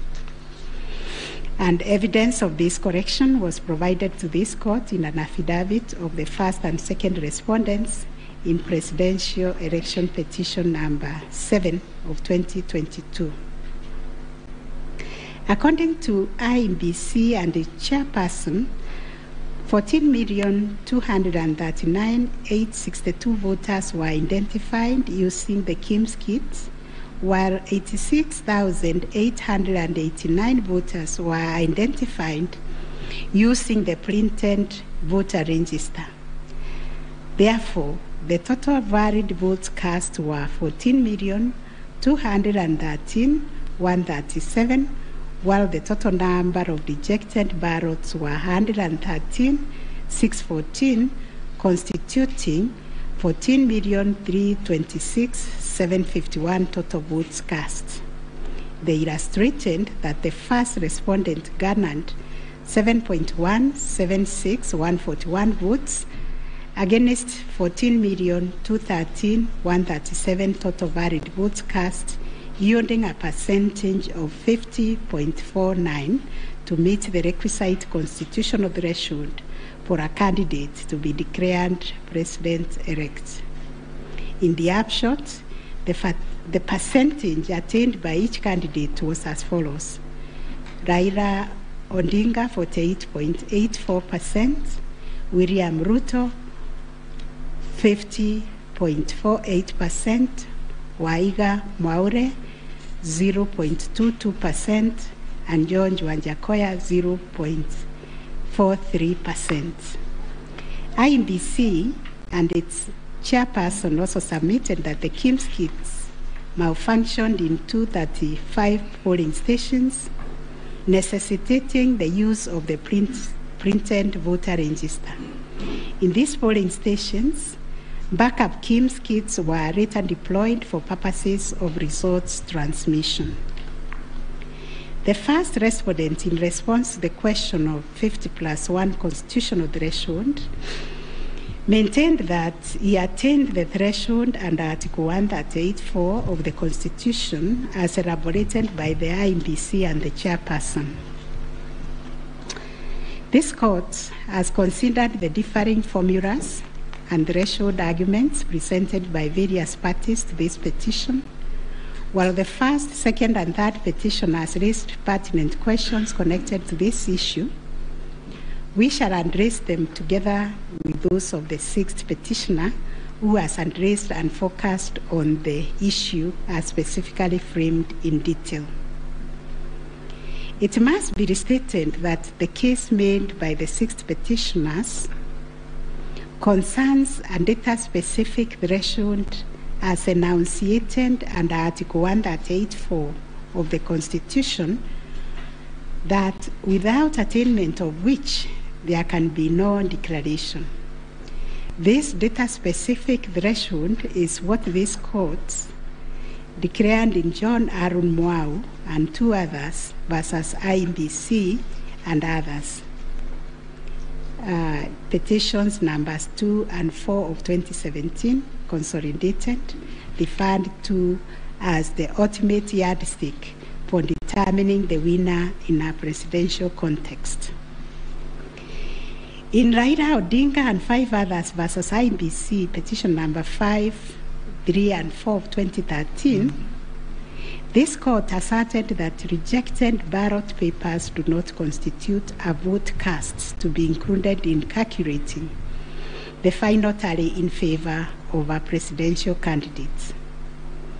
We are not persuaded by amicus curiae's brief, that is Law Society, who attempted to persuade us to consider our position on this finding. We reiterate that rejected votes cannot be taken into account when calculating whether a presidential candidate attained 50% plus 1 of the votes cast in accordance with Article 138(4) of the Constitution. Similarly, in the same Raila 2013 case, the court further laid down the parameters of burden and standard of proof in electoral disputes. More specifically, the burden and standard of proof required in disputes challenging the outcome of a presidential election. And this is what the court said, I quote, "In the case of data-specific electoral requirements, such as those specified in Article 138(4) of the Constitution, For an outright win in the presidential election, the party bearing the legal burden of proof must discharge it beyond any reasonable doubt. The question that follows was whether the petitioners challenging the attainment of 50% plus one constitutional threshold and the computation by the sixth petitioner in general met the standard of proof settled by this court in Raila 2013 case. The premise of the sixth petitioner's percentage computation was a press briefing made by the chairperson of IEBC on 10th August 2022, when the evidential burden shifted to IEBC and its chairperson, as it does in election cases. They produced video evidence correcting the percentage voter turnout to read 64.6 at the time of the briefing. This percentage, however, did not include reports from all the KIMS kits and 86,889 voters who were identified manually using the printed register of voters. In our view, the assertion by the sixth petitioner that the percentage voter turnout was firstly predicated on the uncorrected percentage given by the chairperson of IEBC was negated by evidence adduced to prove the correction. Secondly, the sixth petitioner based his percentage of voter turnout on the total number of registered voters, while the chairperson of IEBC made reference in the press briefing to the number of registered voters who were identified through the KIMS kits progressively. The sixth petitioner also asserted that rounding off of votes cast in a presidential election as a means of assessing the threshold under Article 138(4) of the Constitution kills and bars voters, which is illegal and unconstitutional. We have deliberated on this proposition and found that it is not mathematically sound and that the rounding off done by IEBC and its chairperson was correct. Consequently, we find that the petitioners did not provide a watertight case to warrant the setting aside of the results of the presidential election on the basis of not having met the threshold provided under Article 138(4)(a) of the Constitution. On the voter turnout, therefore, we find that the formula predicated on the number of voters identified through KIMS kits progressively and used by IEBC and the chairperson to generate a percentage of 64.76% was correct. Having settled the issue of voter turnout, we must ask ourselves whether in the making of the declaration, the chairperson of IEBC applied the formula in Article 138(4) of the Constitution, which is total votes cast less rejected votes divide by 2 must always give 50% plus 1 vote. Given the numbers that were presented to us by IEBC and the chairperson, this will translate to 14,213,137 divided by 2 plus 1, which makes 7.106,569. The question that must inevitably follow is whether this formula, when applied, will confirm that 7,106,569 votes is less than 7.176,141, which represents the number of votes received by the first respondent. We find that it is, as such, on the basis of the foregoing formula and from the numbers provided by IEBC and its chairperson and the declaration by the chairperson of the president-elect on 15th August 2022, It is our finding that the declared president-elect attained 50% plus 1 of all the votes cast in accordance with Article 138(4) of the Constitution. Issue number 8, on whether there were irregularities and illegalities of such magnitude as to affect the final result of the presidential election.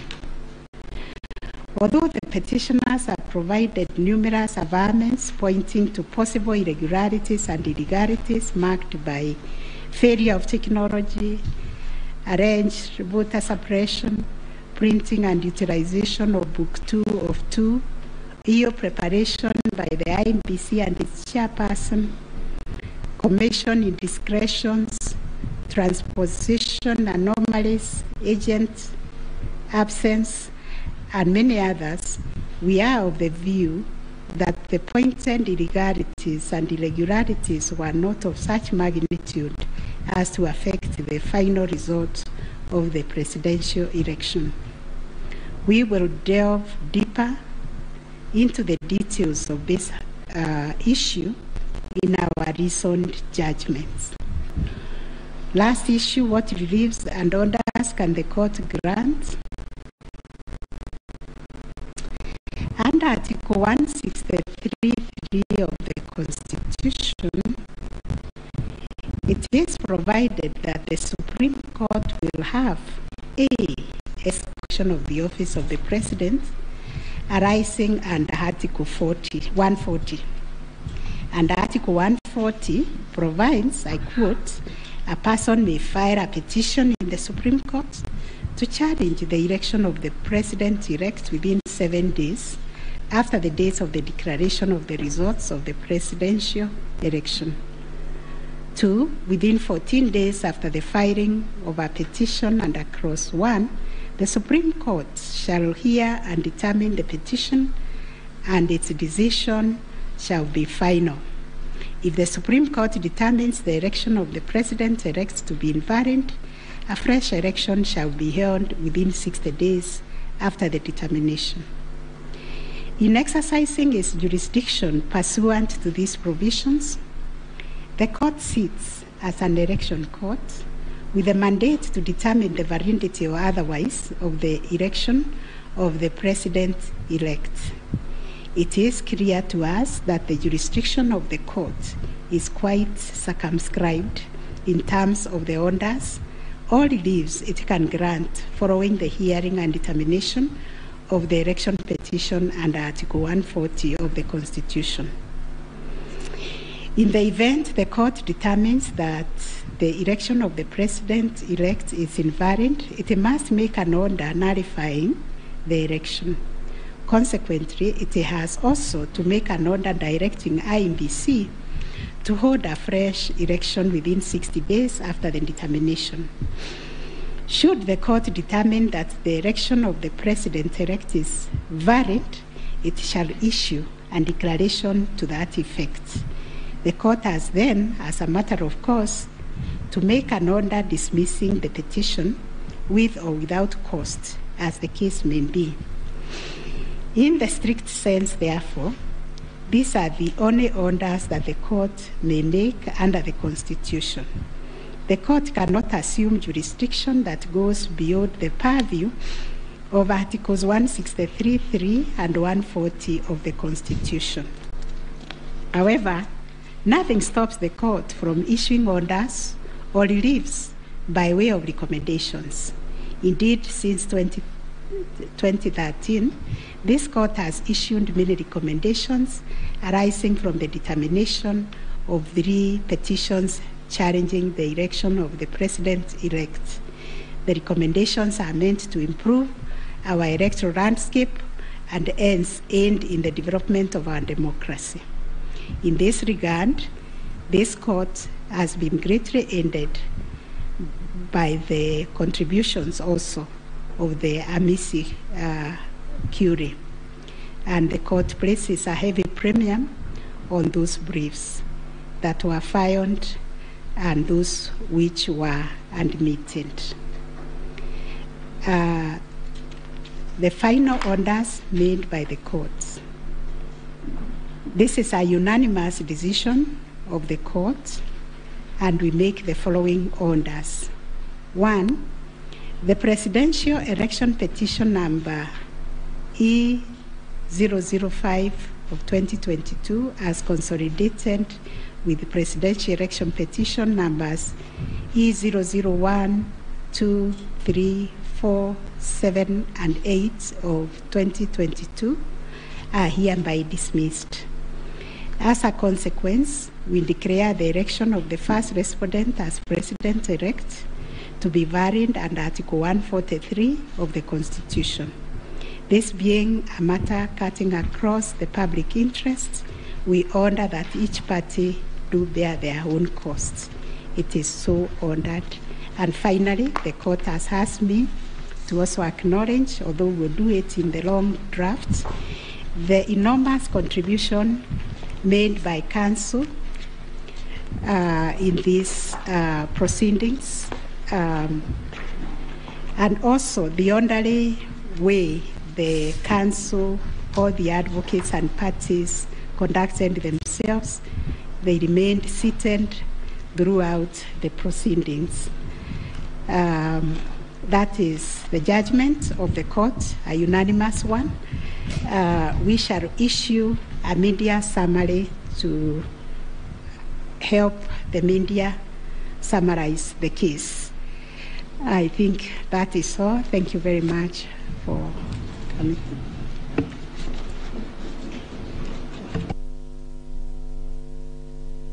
My Lady, Madam Chief Justice, and the learned judges of this court, again, I am requested by my colleagues to thank you most profusely for your labors into delivering this judgment, listening to all of us, and giving our nation this judgment so that we may move forward. Thank you, and God bless you.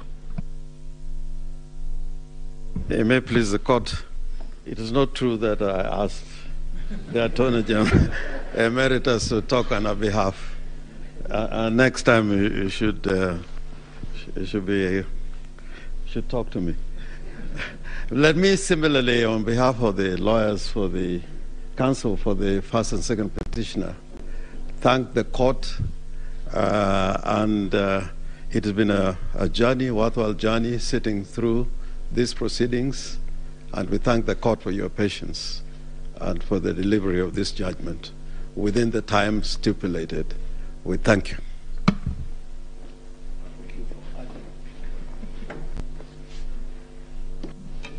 Madam President, members of the court, I wish to request just a couple of minutes for the chairperson of the Law Society of Kenya to make a few remarks in appreciation of the work that the court and Kenyans have done on this exercise, if you allow.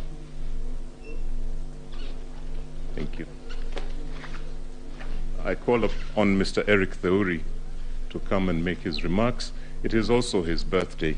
I would have sung happy birthday for him.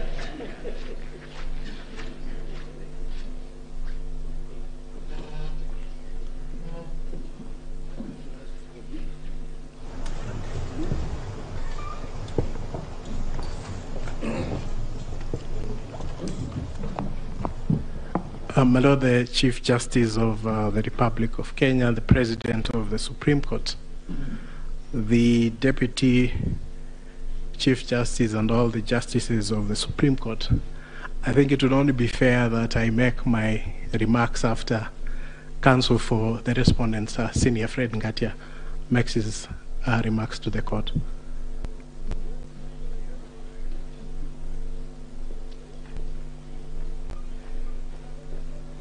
Madam Chief Justice, thank you very much. It's so kind for the President to acknowledge that age goes before youth. Mine is to thank the court, to thank my learned friends for the effort we all expended. We thank this court for clarifying certain issues, and we look forward to a less corrosive 2027. Thank you very much.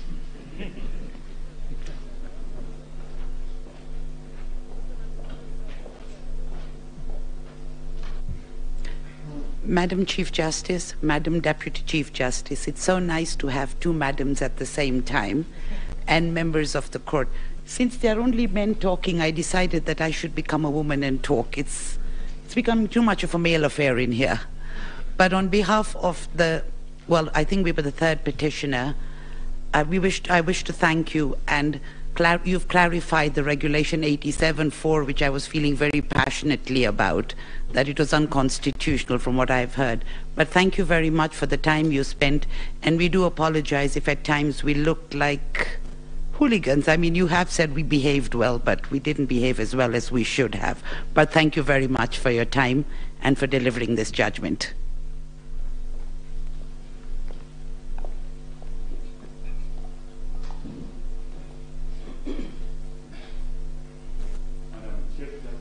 Madam Chief Justice, Madam Deputy Chief Justice, members of the court, I, on behalf of Attorney General, take this opportunity to thank you most sincerely for a great job done and for the courage to clearly define the limits of the law, which will help us empower IBC on the way forward, and hope that this might be the last of the petitions after elections once we carry out a proper elections based on your guidelines. Thank you.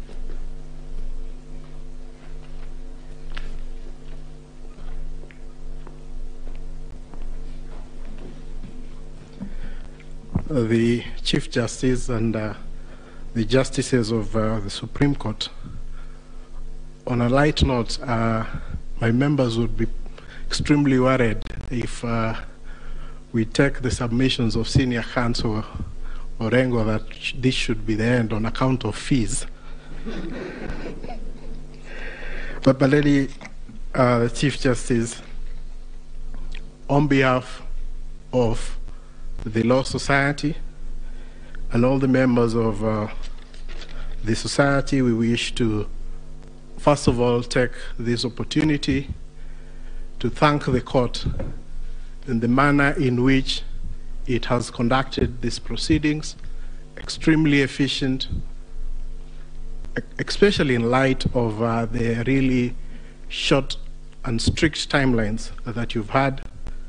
But the management of the proceedings, the manner in which the court adopted a somewhat inquisitorial nature to the conduct of these proceedings is something that as a society we have noted, and we wish to commend the court, and we do hope that the other courts, as they determine any petitions, election petitions that will go before them, will similarly adopt such inquisitorial attitude, so that we try and really enrich the process that these proceedings intend to achieve. Secondly, I wish to also thank the council, all the advocates who have appeared before you. They have demonstrated extremely high standards of decorum and courtesy, and have also demonstrated a flair for persuasion of the court, including the use of PowerPoint, and of course the now famous Pinky Pinky Ponky mimic. But all that really, I'm sure, has demonstrated, especially to the younger members of the society, how to conduct themselves before the court and how to really prepare a persuasive brief. And we thank all the advocates who appeared before this court for the good work that they have done. And of course, as a society, we feel extremely proud that they have been able to raise the profile of the advocates in this country a notch higher from their presentation. So, my lady and my lord, it's not lost to us that at the end of these proceedings, and once we are able to get your judgment after 21 days, that it is democracy and the Kenyan people who are the winners. the decision today, in a way, validates the choices that were made by the Kenyan people on the 8th of August, and they also help to build confidence in the institutions that manage the elections and the court. We recognize that no country is born as a democracy, and that it is a process, and the process of challenging an election, as has happened before this court, is part of the processes of building confidence within the electoral system. And we thank all the petitioners for choosing to challenge the results before this court. But at the end of the day, Kenya stands tall as a beacon of democracy, and we are very grateful that we've had this opportunity also as a law society to appear before the court and to give an amicus brief which the court has had time to consider. So we thank you and we wish you a good day. I know it has been a long 14 days, but you can rest, and we'll be looking forward to the decision that you deliver within 21 days. Thank you so much, my lady and justices of the Supreme Court.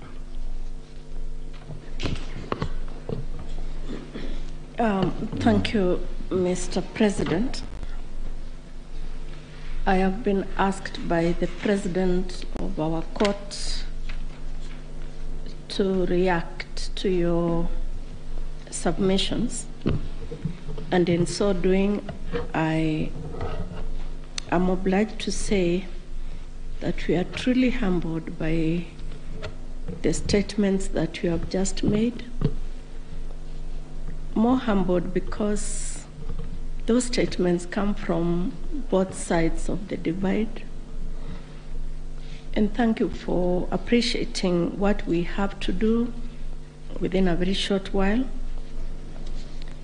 Thank you for appreciating that it wasn't our wish that we were doing what we were doing. We were doing the wish of the Constitution of Kenya 2010, the laws of the Republic, the facts of the cases that you placed before us, and the evidence in the rebuttal.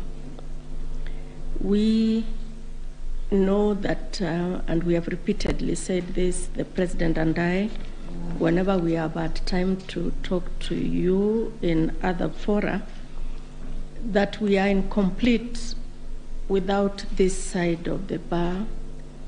We are incomplete without the advocates. We thank you. We will get opportunity to do that in the main judgment, in the reasoned judgment. But we really appreciate your industry. We were impressed by the submissions you took. And we were impressed, and we said this the last 3 days, I'll tell you something about that in a minute, by how deeply you believed in your clients' cases. That we think is a mark of an extremely grown legal profession, and we ask that you do not bring the bar down. You keep taking it up.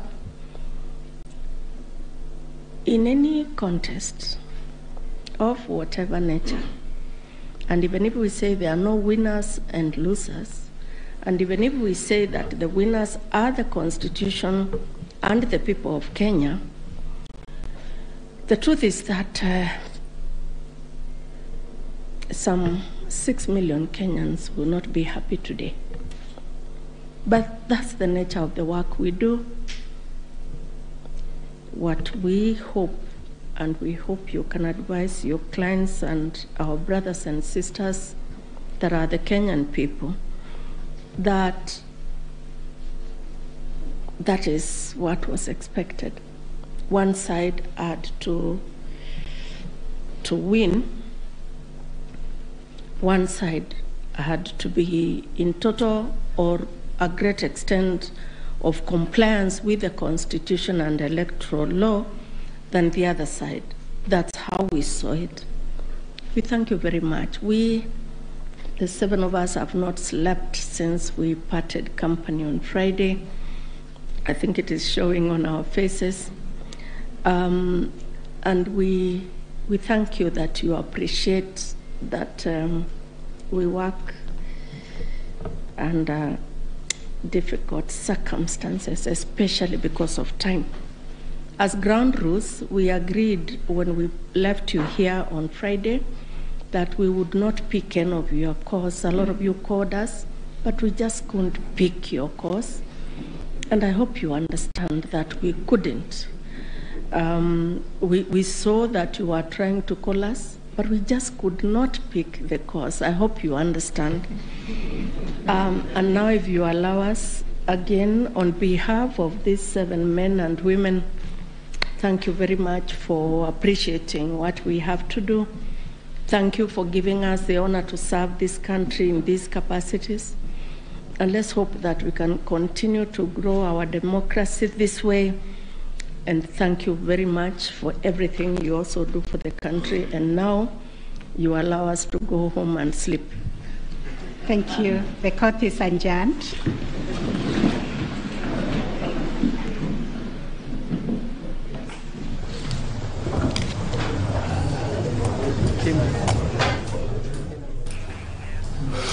Very well, there you have it. William Samoei Arap Ruto is officially Kenya's 5th president after that win. His win was affirmed by the apex court there. They say once you've cleared the bush, you cannot hide it in it anymore. Well, the apex court judges have cleared the 9 bushes that were standing between William Ruto and his win, and given the clean bill of health to the Independent Electoral and Boundaries Commission. While there are some issues here and there at the IEBC, yes, but that did not warrant the annulment, and they have affirmed that democracy and Kenyans are the winners. All the 7 judges, it was a unanimous decision, all the 7 judges have upheld that win. Ray? Ray? Indeed, yes. I was just thinking about those 9 bushes there. And there was one of the issues that rather came out, and this one we actually even saw. Yeah, indeed, William Ruto is the president-elect, and as soon as he is sworn in next week on Monday, then he officially gets into the Kenyan history books as Kenya's 5th president. That is after all the 7 judges said yes, indeed. And talking about bushes or the petition, the final orders being the presidential petition has been dismissed. The election was valid and carried out in a manner that was free, fair, and verifiable. And as you can see from the pictures on your screen live from Uasin Gishu, Yosonyeri, and Milimani, and let me correct myself there, the swearing in will be next week on Tuesday. As you can see, jubilation in Nyeri, the yellow colors, the people there, the UDA colors, the UDA logo there, people celebrating the win. It's not anything different from the picture above that is in Uasin Gishu. As you can see there, people had to brave the heavy rain, the heavy downpour in Uasin Gishu to ensure that they listen keenly to one of their own, William Ruto, hailing from that county. And as I had alluded to earlier, is that all the 9 issues have been dispensed with. And talking about the technology failing and integrity verifiability, that has also been dismissed. Actually, one of the key issues that all Kenyans we were looking at is the 50+1. And from what the judges have talked about there, giving us calculated and verified reports say that yes, indeed, William Ruto did hit the 50%+1 as required by the law.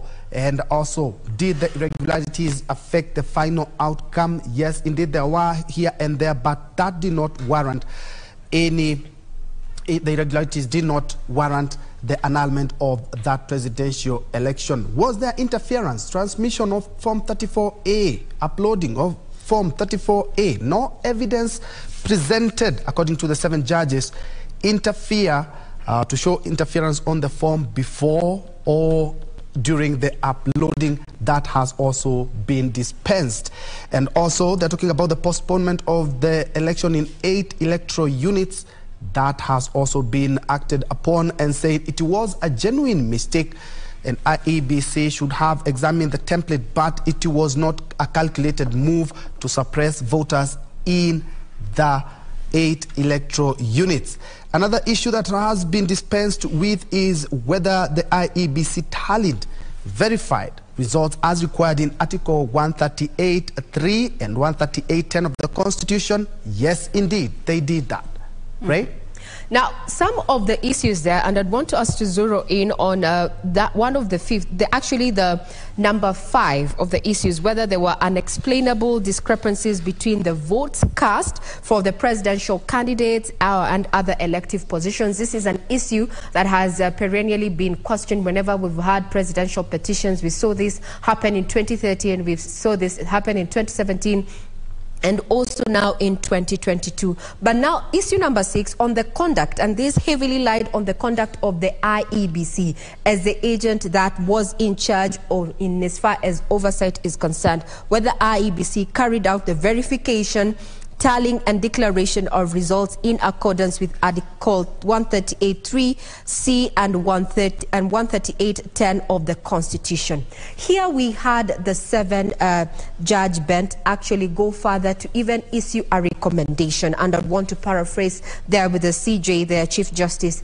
Mahakama, saying that there are far-reaching reforms required of the IEBC, and thus pointing at serious grievances in as far as governance of the IEBC is concerned. However, no information shows that the election was compromised, and also questioned the participation of the dissenting 4 commissioners there, questioning why they participated up until the last minute. And very curiously there, she further pointed out and said that it was a last minute, an 11th hour boardroom rapture.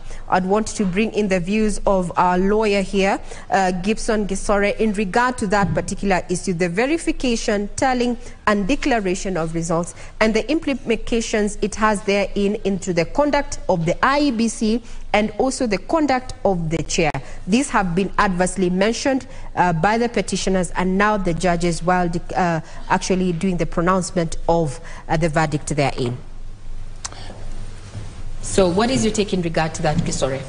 Regina, I think first, before I go into into answering your question, let me congratulate William Ruto the 5th, because that is now a momentous occasion for the country, because there has been an issue. We have been through this electioneering period for the longest, now that we have a president-elect, substantive. Now, talking about a president-elect, our viewers, what you're seeing on your screens is live pictures from the current residence there. We are also having live pictures from the, that is Nyeri jubilation, as you can see, Kenyans celebrating now the Supreme Court there, unanimously upholding the election of William Ruto as the 5th president. He's currently William Ruto president-elect. We expect that the swearing in is going to take place within 7 days after this particular judgment has been made. That makes it effectively September 13th. That is Tuesday.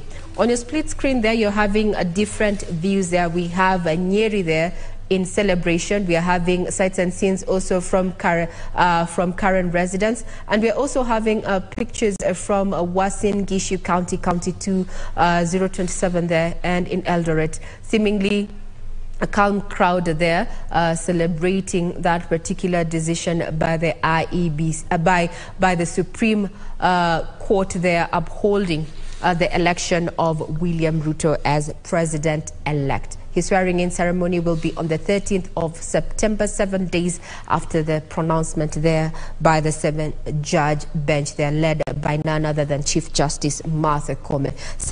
9 issues were brought forth, and they failed the test of time, so to speak, to have a nullification of his election there. Now, Gesora, you were giving your opinion in regard to the impact. Yes, as I was saying, I want to congratulate William V. Now, sorry, let me interject there. Let's have a listen in to lead counsel, senior counsel, and Governor-elect Siaya James Orengo there in Mani. Are we all right?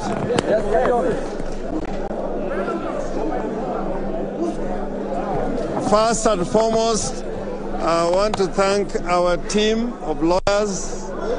As we know, we are a team of nearly 50 lawyers, and we have been working very hard for the last 14 days, this being the final day.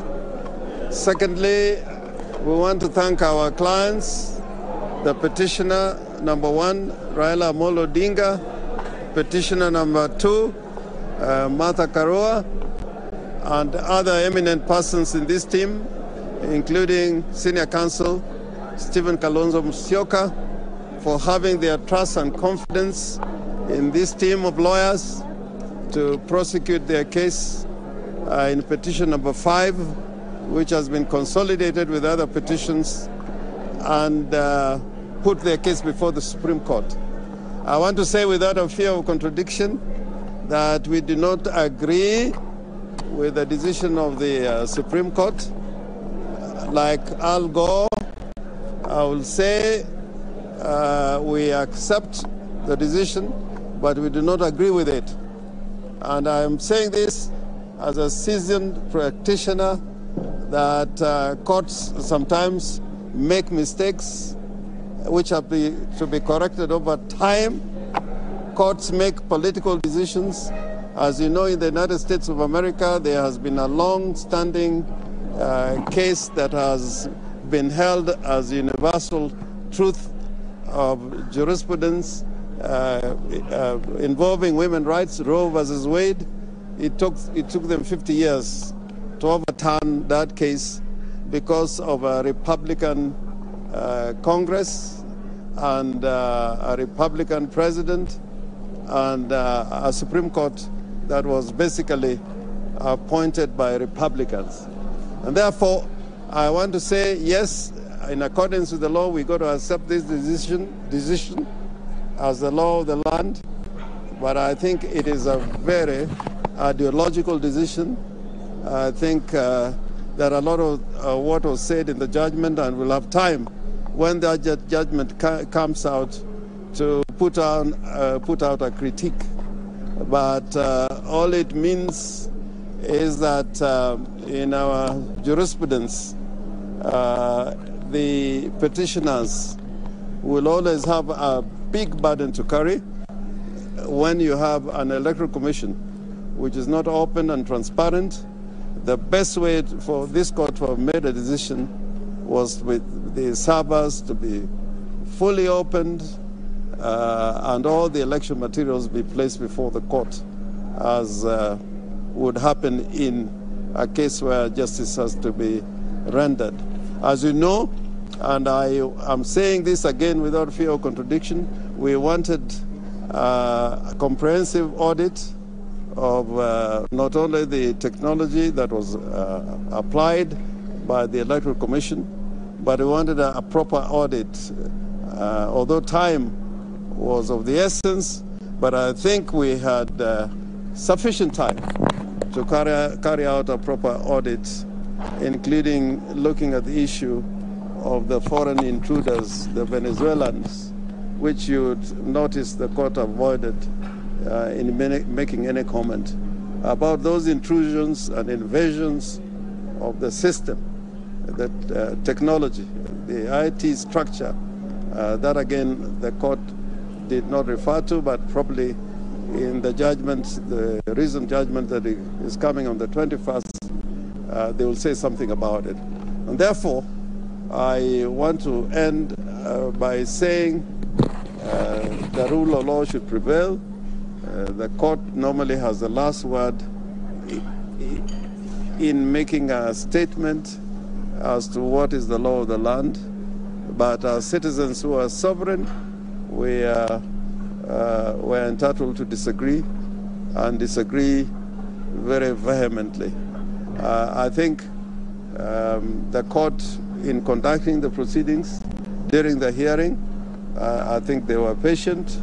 They listened to us. It is only the outcome that we do not agree with. Finally, I think our clients, the two petitioners, Raila Amolo Odinga and Martha Karua, may be addressing another press conference, but we are happy to talk to you on this issue. You have a watertight case, but we saw them talking about forgeries and wild goose chase.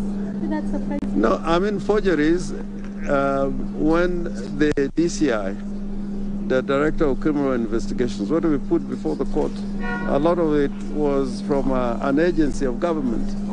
I didn't see them talking about similar incidents in matters concerning the Independent Electoral and Boundaries Commission. That's why I was saying it was a little ideological.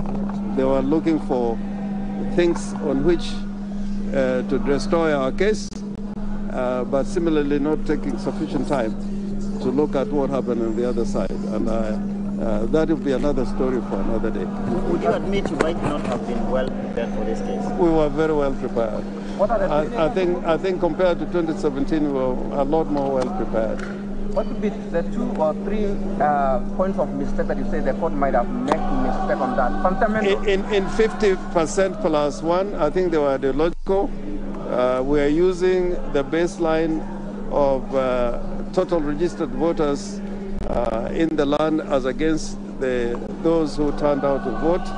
If you read any legal material on what should be a turnout, including the Black's Law Dictionary, turnout is normally based on the registered members in a country as against those who turn out to vote. So there are so many other examples we can take up. Are you still confident you lost on all grounds? Yeah? On all the key 8 issues you lost? The issues that the court formulated, but we're quite happy to live with it and talk about it another time. Philip, you want to say something? Just on the idea that we lost on all 8-9 points, we find it incredible that that could be the holding of the court. In more than several of those cases, we had overwhelming evidence. As my senior counsel, Mr. Orengo, says, the servers were not opened.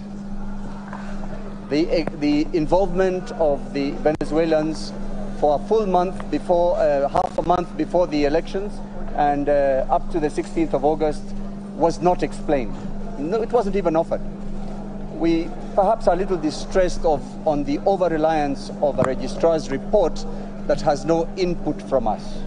That report was completely silent on the failure to open the servers.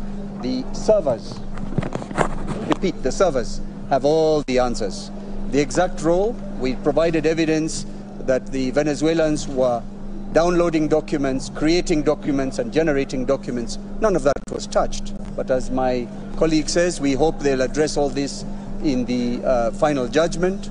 As somebody has said, it's incredible that we could lose on all points and they could win on all points. But as Senior has explained, it's probably the ideological aspect of this judgment.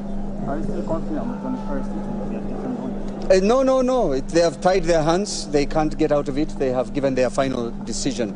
It's now a question of them finding the reasons for those findings and justifying them. It's not always easy, but I think they have some time to do it. The other thing that I found a little bit disturbing is the presentation of the Form 34A by somebody I really respect as an advocate, Julie Soweto. It was described as hot hair, but you could see when that evidence was being adduced before the court, how engaged even the justices were. So I found it rather odd for them to describe it as hot air. I think that's why I'm saying this is ideological, because they would have said on the evidence presented, we find there was more weight as to the evidence which was adduced by the other side. But to say that it was hot air and it was a document coming from the Electoral Commission, I found it very, very disturbing. If I may explain a little further on that point made by Julie Soweto in the petition, that gentleman, Camargo's name was not supposed to be on Form 34A. If at all he was involved in this election, he was involved on the technology side. So to find it anywhere near a Form 34A raised more questions than answers. There was silence. And of course, on the issue of the famous 34A that Julie was describing, it was found to have been signed by the agents of UDA and UDM on the 7th, which is before the elections. No mention was made of that.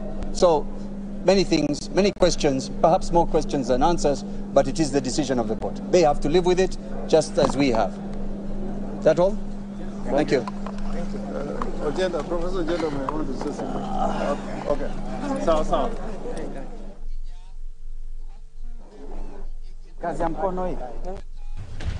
Well, that is the first press conference held by the petitioner's lawyer, Raila Odinga's lawyers. They are led by Senior Counsel James Orengo and Philip Murgor. And as I said, is that they are opposed to that judgment. Let's hear what the Nyeri governor has to say in regards to the same, but we will be crossing over there to know exactly their sentiments or sampling some of the sentiments of leaders. As you have seen, Uasin Gishu is packed, as you can see on your screen. There are also, as you can see, in Nyeri as well. Earlier on, we had a live feed from the president-elect residents in Karen, but the live picture that you can see on your screen is live from Uasin Gishu, where it is the home of the president-elect William Ruto. And indeed, as you can see, they have braved the rain to just listen up to the whole judgment by the 7 judges, and they are elated. As you can see, earlier on they were dancing to that, but as the lawyers representing the petitioner have talked about, is that despite the overwhelming evidence, they say that without any fear of contradiction, they do not agree with the decision and say that mistakes are to be corrected over time, challenged availing of election materials for comprehensive audit, but they say that they will look at the judgment keenly after the 21 days that the judges have talked about, so that they may give a more detailed report on the same.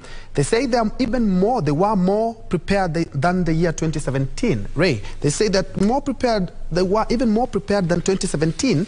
Yes. And looking at all the issues were trended on by the 7 apex judges for a unanimous decision as well. Indeed. And yes, Troy, yes, that is something that has come up there from Senior Counsel James Orengo there, who was leading a contingent of at least 42 lawyers, for the Azimio la Umoja One Kenya coalition there, putting off some of the prayers that they wanted. And they're saying, well, history has taught them something else, something new. In as much as they were prepared, well, it did not go their way, and they have picked that issue that all they have not even have had a single win or reprieve in all the 9 issues that the Supreme Court judges were making a decision on, and they said they even had some quite weighty evidence in some of the prayers that they sought. Remember, the question is, one of the issues was whether there was interference in the uploading of the transmission of the Form 34A from the polling stations to the IEBC public portal. This being the second issue that was they were seeking to have a judgment all. However, according to the Supreme Court judges there, who are unanimous in their decision that saw the upholding of William Ruto as president-elect, is that no credible evidence was presented to show interference, as well as they went further, the judges went further to just say that even with the findings of the scrutiny of 14 polling stations, there was no evidence, and that all the forms that were uploaded at the portal vis-a-vis what they found after scrutiny of the 14 polling stations is that the documents that were uploaded by the IEBC portal vis-a-vis what was found after that scrutiny that was ordered by the Supreme Court is that the documents were original and did tally. Then also they said that another issue that took is that whether there were unexplainable discrepancies between the votes cast for the presidential candidate and other elective positions, while declaring the judgment there that are reading out the judgment is that yet this is an Mahakama there said that this was an unproven hypothesis and there were no significant, rendering them insignificant discrepancies to have the 7-judge bench annul, or rather nullify the election of William Ruto as president-elect in the August 9th polls. Those are just some of the live pictures of what is happening in various parts of the country, including Nyeri, Uasin Gishu, and a bit of CBD there. We'll be having a listening into what is happening in Karen, where we understand that leaders under the UDA, the Kenya Kwanza coalition there are meeting, having a meetup there, lunch, and maybe we are expecting that President-elect William Ruto is going to be addressing the leaders therein as well as the public, being his first address officially after the judgment that has been delivered there by the Apex Court there. Now, among the issues that came up was, for determination was the issue on the verification, tallying and declaration of results at Troy there. And this bordered on also the conduct of the IEBC as an oversight body when it comes to matters of election, as well as the conduct of the commissioners and the conduct of the IEBC chair. Therein, we saw the Apex Court give recommendations, quoting and saying that their far-reaching reforms are required within the IEBC, and maybe this is something that we are likely to see prioritized once the president-elect has been sworn in on September 13th. This happens to be Tuesday there, given that after delivering that particular verdict is that no information shows that the election was compromised, and also questioning the participation of the dissenting 4 commissioners there, and quoting that, you know, other than seeing a last-minute boardroom rapture, and I'm using the words carefully there as used by the Chief Justice there when delivering this particular judgment. So Troy would want to have this conversation then. Are we seeing what key areas should the president-elect once sworn in, you know, based on, focus on, based on the issues that have been raised in this particular petition? Maybe we can rope in our panel here that has been with us since morning and is still here with us pre and post judgment. Troy. Indeed. For me, if you ask me as a journalist, one thing I would actually urge the president is to unite Kenyans. Of course, every election leaves some groups that divide, some divisions here and there, and I believe that would be a good platform to start from, reaching out to the other side so that Kenyans, looking at the election cycle in Kenya is quite extended, and it would be good if we put all matters, politics and election aside, and then have a working government. That's me. And of course, we can bring in our experts. We are joined by 2 lawyers. We have been having Gibson Gisore, who is a constitutional lawyer since morning, and also we also have Henry Kurauka, who is also a constitutional lawyer. And perhaps we have not even touched on how you guys have perceived that being officers of the court. Henry. Yes, thank you very much. I do agree with the Supreme Court. Courts do not determine matters through speculations or hearsay or assumptions. The court are guided by facts, law, and merits of each case. And you can see the judges have been able to answer all the issues that were raised by the same court. And I do agree that their findings are illegal because they are the only 2 alternatives, either to validate or invalidate the elections. That is the power of the court.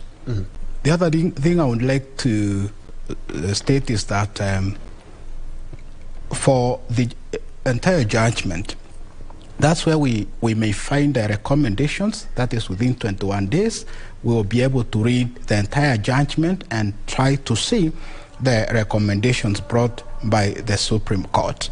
These recommendations may be done by the government, IEBC, which is an independent organ, or our parliament, because some may require legal amendments.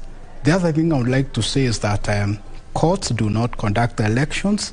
It is the IEBC, and therefore it would be unreasonable to expect the Supreme Court to declare any person as elected. Finally, Ben, I would like to say that now we have leaders, and congratulations for the leaders who have been elected. What we need now is to embrace constitutionalism, core values whereby the leaders are able to adhere to the rule of law, to embrace the good ideas of governance, core values, integrity, and to act in good faith, because they have a time to serve Kenyans. And for Kenyans, this is the time now, I want to say, back to green.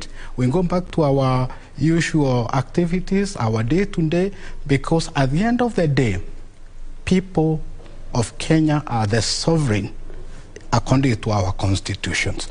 So we have to embrace peace, we have to be, brotherly and sisterly, and ensure that no violence or any activities that may affect our peace.